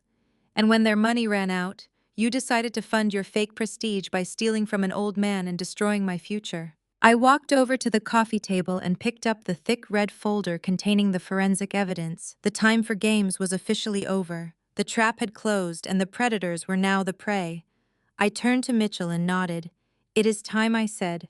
"Show them exactly what they bought with their Parisian vacation." Mitchell stepped forward, taking the red folder from my hands. The execution was about to begin, and there would be absolutely no mercy shown in this room. I stood tall, my shoulders squared, perfectly composed. For decades, they had demanded my compliance. They had weaponized my single status. They had ridiculed my career. Now they were trapped in a room with the very authorities they thought they could outsmart. The gaslighting had failed completely. The victim blaming was useless. The truth was the only currency left in this room, and they were entirely bankrupt. Mitchell opened the thick red folder and extracted a 40-page document. He did not hand it to Gregory. He handed it directly to Senior Investigator Reynolds. I took a step forward, looking directly into my brother's panicked eyes. I slid a single sheet of paper across the smooth glass of the coffee table. It was the final page of the commercial loan agreement. "This is the $400,000 commercial loan document," I stated, my voice echoing in the dead silence of the living room. "The one where you and Dad forged my signature to save your failing vanity project." Trent stumbled, his hands shooting up in a defensive posture. "I did not sign that," he stammered, his voice cracking. "That was Dad. He said he handled the guarantor paperwork." Gregory turned on his son with a look of absolute murder. "Shut your mouth, Trent," he hissed. "Do not say another word." But Senior Investigator Reynolds stood up, smoothing his gray suit. "It is too late for silence, Mr. Harrison. We have already run a complete digital forensic sweep of the IP addresses used to upload the forged signature overlay. The documents were submitted from Trent's home office network. We have the timestamps. We have the metadata." The two police officers shifted their weight, bringing their hands to rest purposefully on their utility belts. Trent's eyes darted wildly toward the hallway. He actually took a step toward the front door, his fight-or-flight instinct kicking in.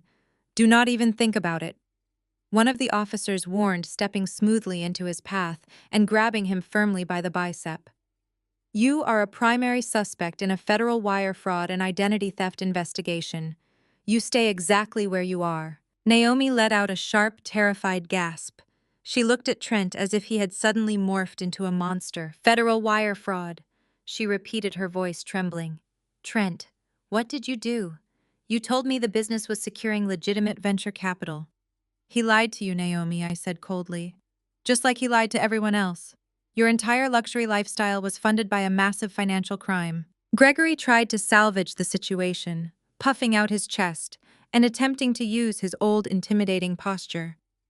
"This is a family dispute," he insisted, looking at the officers. "I am the patriarch of this family. I had full legal authority to make financial decisions.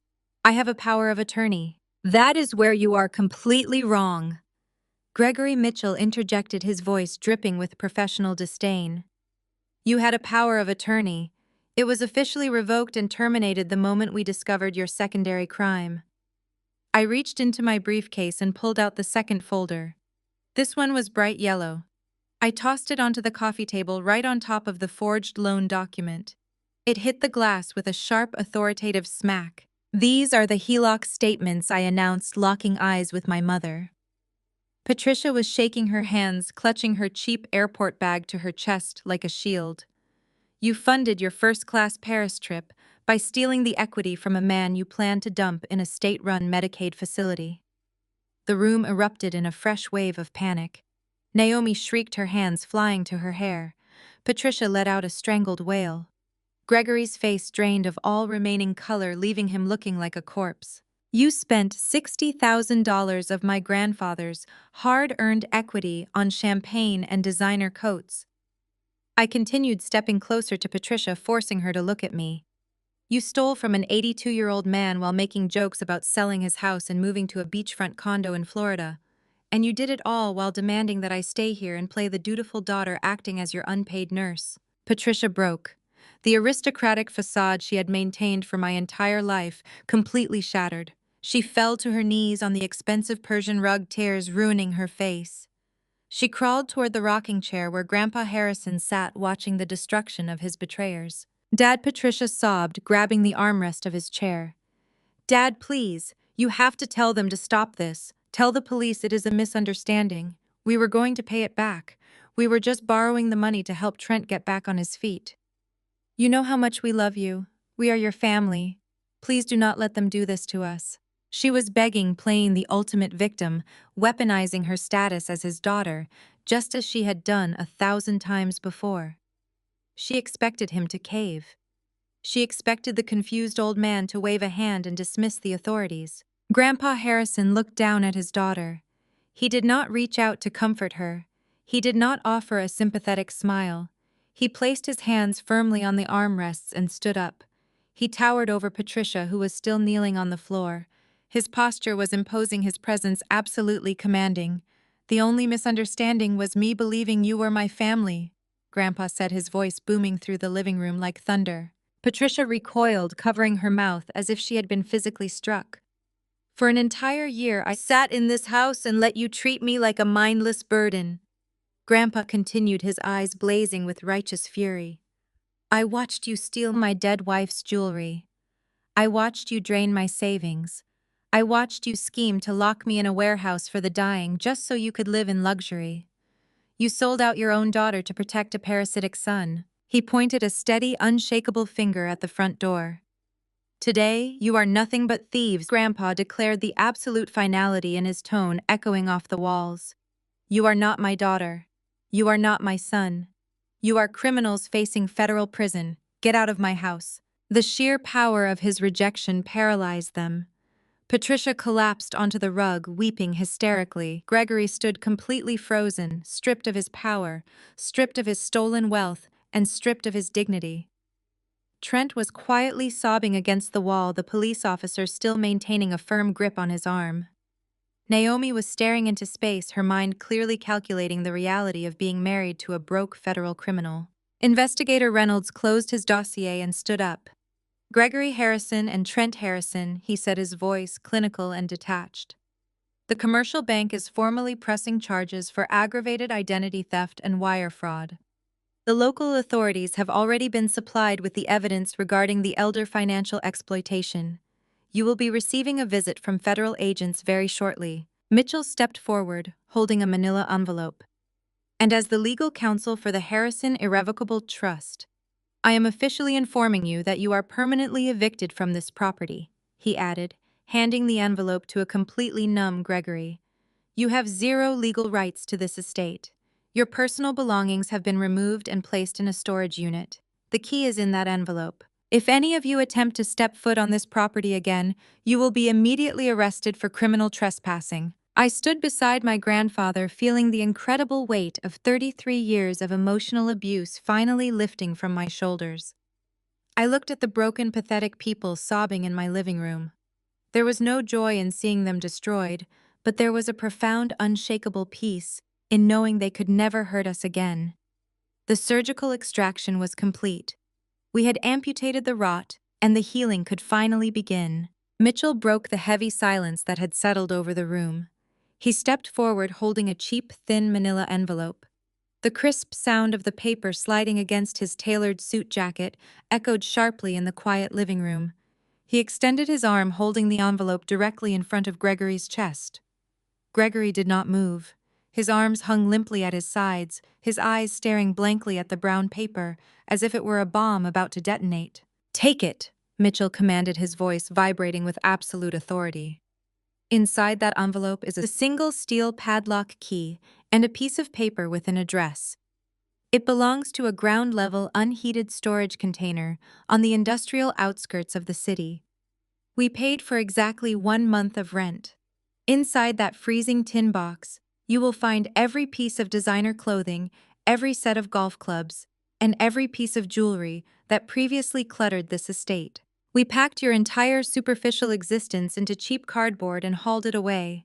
You are officially homeless. Gregory reached out with a trembling hand and took the envelope. His fingers grasped the paper weakly. He looked up at Mitchell, his eyes wide and hollow.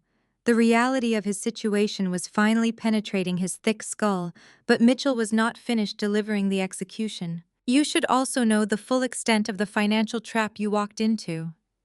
Mitchell continued pacing slowly in front of the defeated family. You took out a $60,000 home equity line of credit using a fraudulent power of attorney. You thought you could simply sell this house to cover your tracks. But since Sienna transferred the deed into an irrevocable trust, the bank has absolutely zero collateral to seize from this property.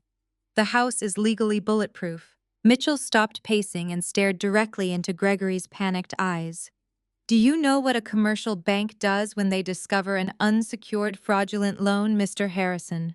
They immediately execute a hostile asset forfeiture. By the time you find a cheap motel to sleep in tonight, the bank will have legally seized your entire remaining retirement portfolio. Every mutual fund, every hidden savings account, and every penny of your logistics company operating budget has been locked and flagged for immediate liquidation to cover the stolen funds. You are financially zeroed out. You have nothing. A sharp gasp escaped from the corner of the room. It was Naomi.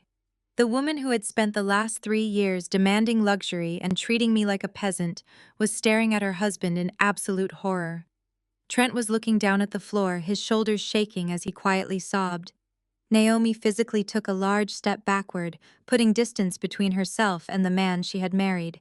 She looked down at her manicured hands and the designer coat she was wearing. It was instantly clear to everyone in the room that Naomi was already calculating her exit strategy. She was married to a broke federal criminal, and she had absolutely no intention of sticking around for the fallout. But Patricia could not accept the reality of her total destruction. My mother had spent her entire life manipulating situations and demanding special treatment. She refused to believe that her power was entirely gone. Patricia snapped out of her paralyzed shock. She let out a guttural, desperate wail and lunged forward across the expensive Persian rug. She fell hard onto her knees right at my feet. The impact sent a heavy thud through the floorboards. She reached up and grabbed my hands with a frantic, terrifying grip. Her manicured nails dug painfully into my skin. "Sienna, please," Patricia screamed, her voice tearing at the seams. "You cannot do this to us. You cannot let them take everything. We are your parents. You are our daughter. We raised you. We gave you a life. You have to call the bank and stop this. Tell the police it is a misunderstanding. Please, Sienna. Family forgives. You have to forgive us." She looked up at me, her face stained with black mascara and slick with desperate sweat. Her expensive perfume mixed with the sour smell of raw fear. She was begging me for mercy. She was using the word family as a weapon, hoping to trigger some deep-seated childhood obligation to save her. I looked down at the woman kneeling on the floor. I felt her nails digging into my wrists. I waited for a flicker of guilt to hit my conscience. I waited to feel a shred of daughterly affection for the woman who gave birth to me. I felt absolutely nothing but the freezing cold clarity of justice. I smoothly and forcefully yanked my hands out of her desperate grip. I took one deliberate step backward, putting a harsh physical boundary between us. "I am just fulfilling my duty, Mom," I said, my voice dropping to a low, chilling register that cut straight through her hysterical sobbing. "I am returning exactly what you gave me: abandonment." Patricia stared up at me, her mouth open in a silent scream of sheer terror. The realization hit her completely. I was not going to save her. I was the one pulling the lever on the trapdoor. "You left me in the dark to clean up your mess while you spent stolen money in Paris." I continued, looking down at her pathetic kneeling form. "You planned to destroy my career and ruin my life just to protect your golden child. You sold me out. So do not kneel on my floor and talk to me about family forgiveness. You are not my mother anymore. You are just a trespasser." I turned my head and looked directly at the two uniformed police officers standing by the fireplace. They stood at attention, their hands resting firmly on their utility belts. "You have 5 minutes to leave this property," I announced, my voice ringing with finality. "You have 5 minutes to walk out that front door before the officers arrest you for criminal trespassing. The timer starts right now." The senior police officer took a heavy, intimidating step forward. He tapped his wristwatch.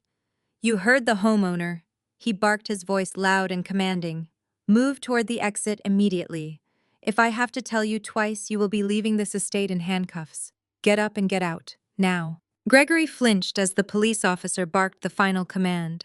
He reached out and grabbed Patricia by the arm, hauling her roughly to her feet. She was sobbing hysterically, her expensive makeup running down her face in dark, jagged streaks staining her designer collar. Trent stumbled forward, keeping his head down and avoiding eye contact with the authorities. Naomi marched straight out the door without looking back, her face set in a furious mask of selfish self-preservation.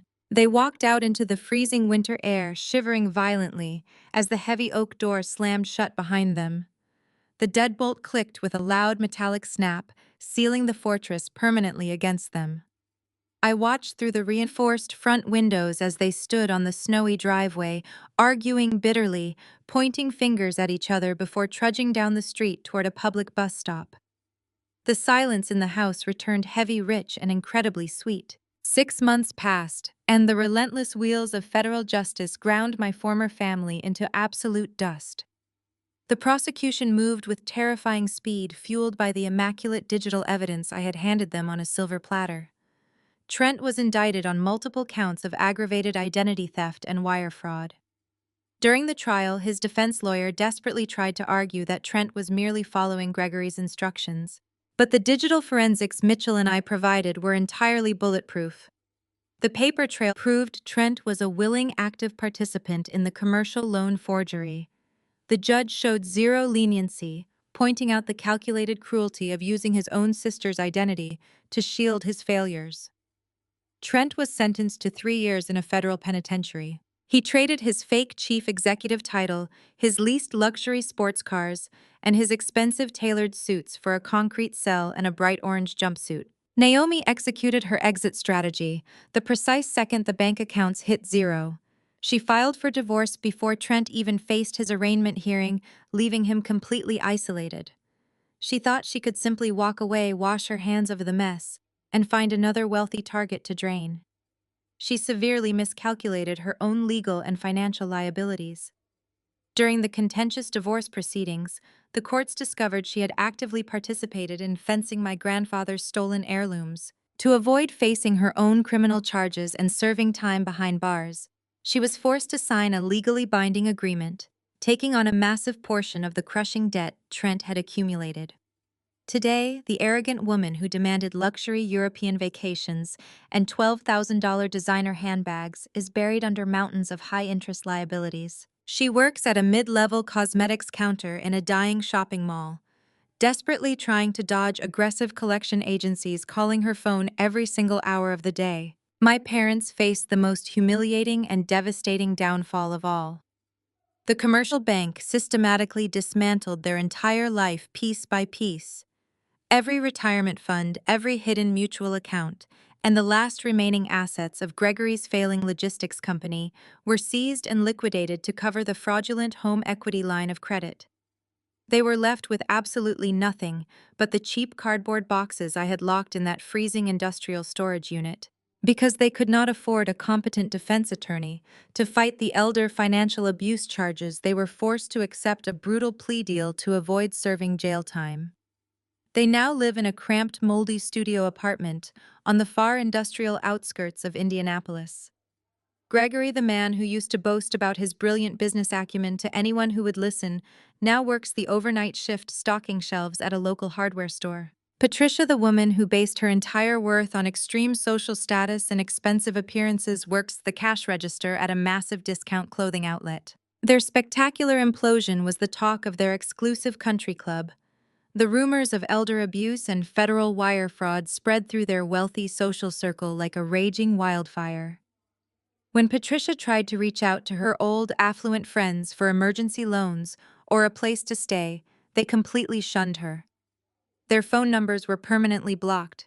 Their country club membership was publicly revoked. The high society, they had sacrificed their own daughter to impress, discarded them without a single second thought. They are completely isolated, living out their remaining days in crushing exhaustion and bitter, inescapable regret. As for me, I am sitting on the newly renovated back porch of the estate, holding a steaming mug of premium dark roast coffee. The harsh, bitter winter has melted away entirely, giving way to a vibrant, beautiful spring. The house has been fully restored and updated, legally shielded within the airtight, irrevocable trust. I am reviewing the quarterly financial ledgers for my forensic accounting firm on my laptop. Business has completely skyrocketed. High-profile clients and massive corporations heard about how I dismantled a federal fraud ring from a basement office. My firm is now handling major corporate audits across the entire Midwest, forcing me to hire 5 new junior accountants just to keep up with the demand. I have never been more financially or professionally secure. Out in the yard, Grandpa Harrison is humming a cheerful classic tune. He is wearing a wide-brimmed straw hat and thick canvas gardening gloves, happily pruning his prized red rose bushes in the bright morning sun. He looks 10 years younger. His steps are completely steady, and his mind is sharper than ever. He is finally living his life without the heavy, oppressive shadow of parasites waiting for him to die. We built a real home together, grounded in mutual respect and absolute trust. I look away from my glowing monitor and watch the bright red rose petals blowing gently in the warm spring breeze. The toxic umbilical cord is permanently severed, and the peace we earned is absolutely unbreakable. Family isn't defined by blood. It's defined by who refuses to forge your signature to fund a trip to Paris. Have you ever had to use cold hard facts to cut off toxic family members? Share your survival stories in the comments below. Hit like and subscribe if you believe the best revenge is unshakable success. The story of Sienna and her grandfather serves as a powerful reminder that bloodlines do not automatically guarantee loyalty, love, or respect. For generations, society has pushed the narrative that family is an unbreakable bond, and that individuals must forgive any transgression simply because they share DNA with their abusers. However, this harrowing tale of financial exploitation and emotional abandonment tears down that dangerous misconception. The most profound lesson we can extract from this ordeal is that true family is defined entirely by actions, integrity, and mutual protection. When people who are supposed to nurture you instead view you as a disposable resource, clinging to the title of family only enables your own destruction. Sienna spent her entire life trying to be the reliable daughter, hoping to finally earn the unconditional love that her parents freely showered upon her deeply flawed brother. Yet her compliance only made her a convenient target for their ultimate betrayal. It took the cold, hard evidence of their malice to make her realize that walking away was not an act of cruelty, but a necessary act of self-preservation. Forgiveness is often weaponized by toxic individuals to escape the consequences of their actions. By refusing to shield her parents from the federal penalties of their crimes, Sienna broke a generational cycle of manipulation. She chose to protect her grandfather and her own hard-earned future over maintaining a fake destructive image. Real love does not demand that you set yourself on fire to keep others warm. It demands respect, healthy boundaries, and absolute accountability. Blood might explain where you come from, but it should never dictate what kind of abuse you have to endure. Take a moment right now to evaluate the relationships in your life and choose to prioritize your own well-being over toxicity.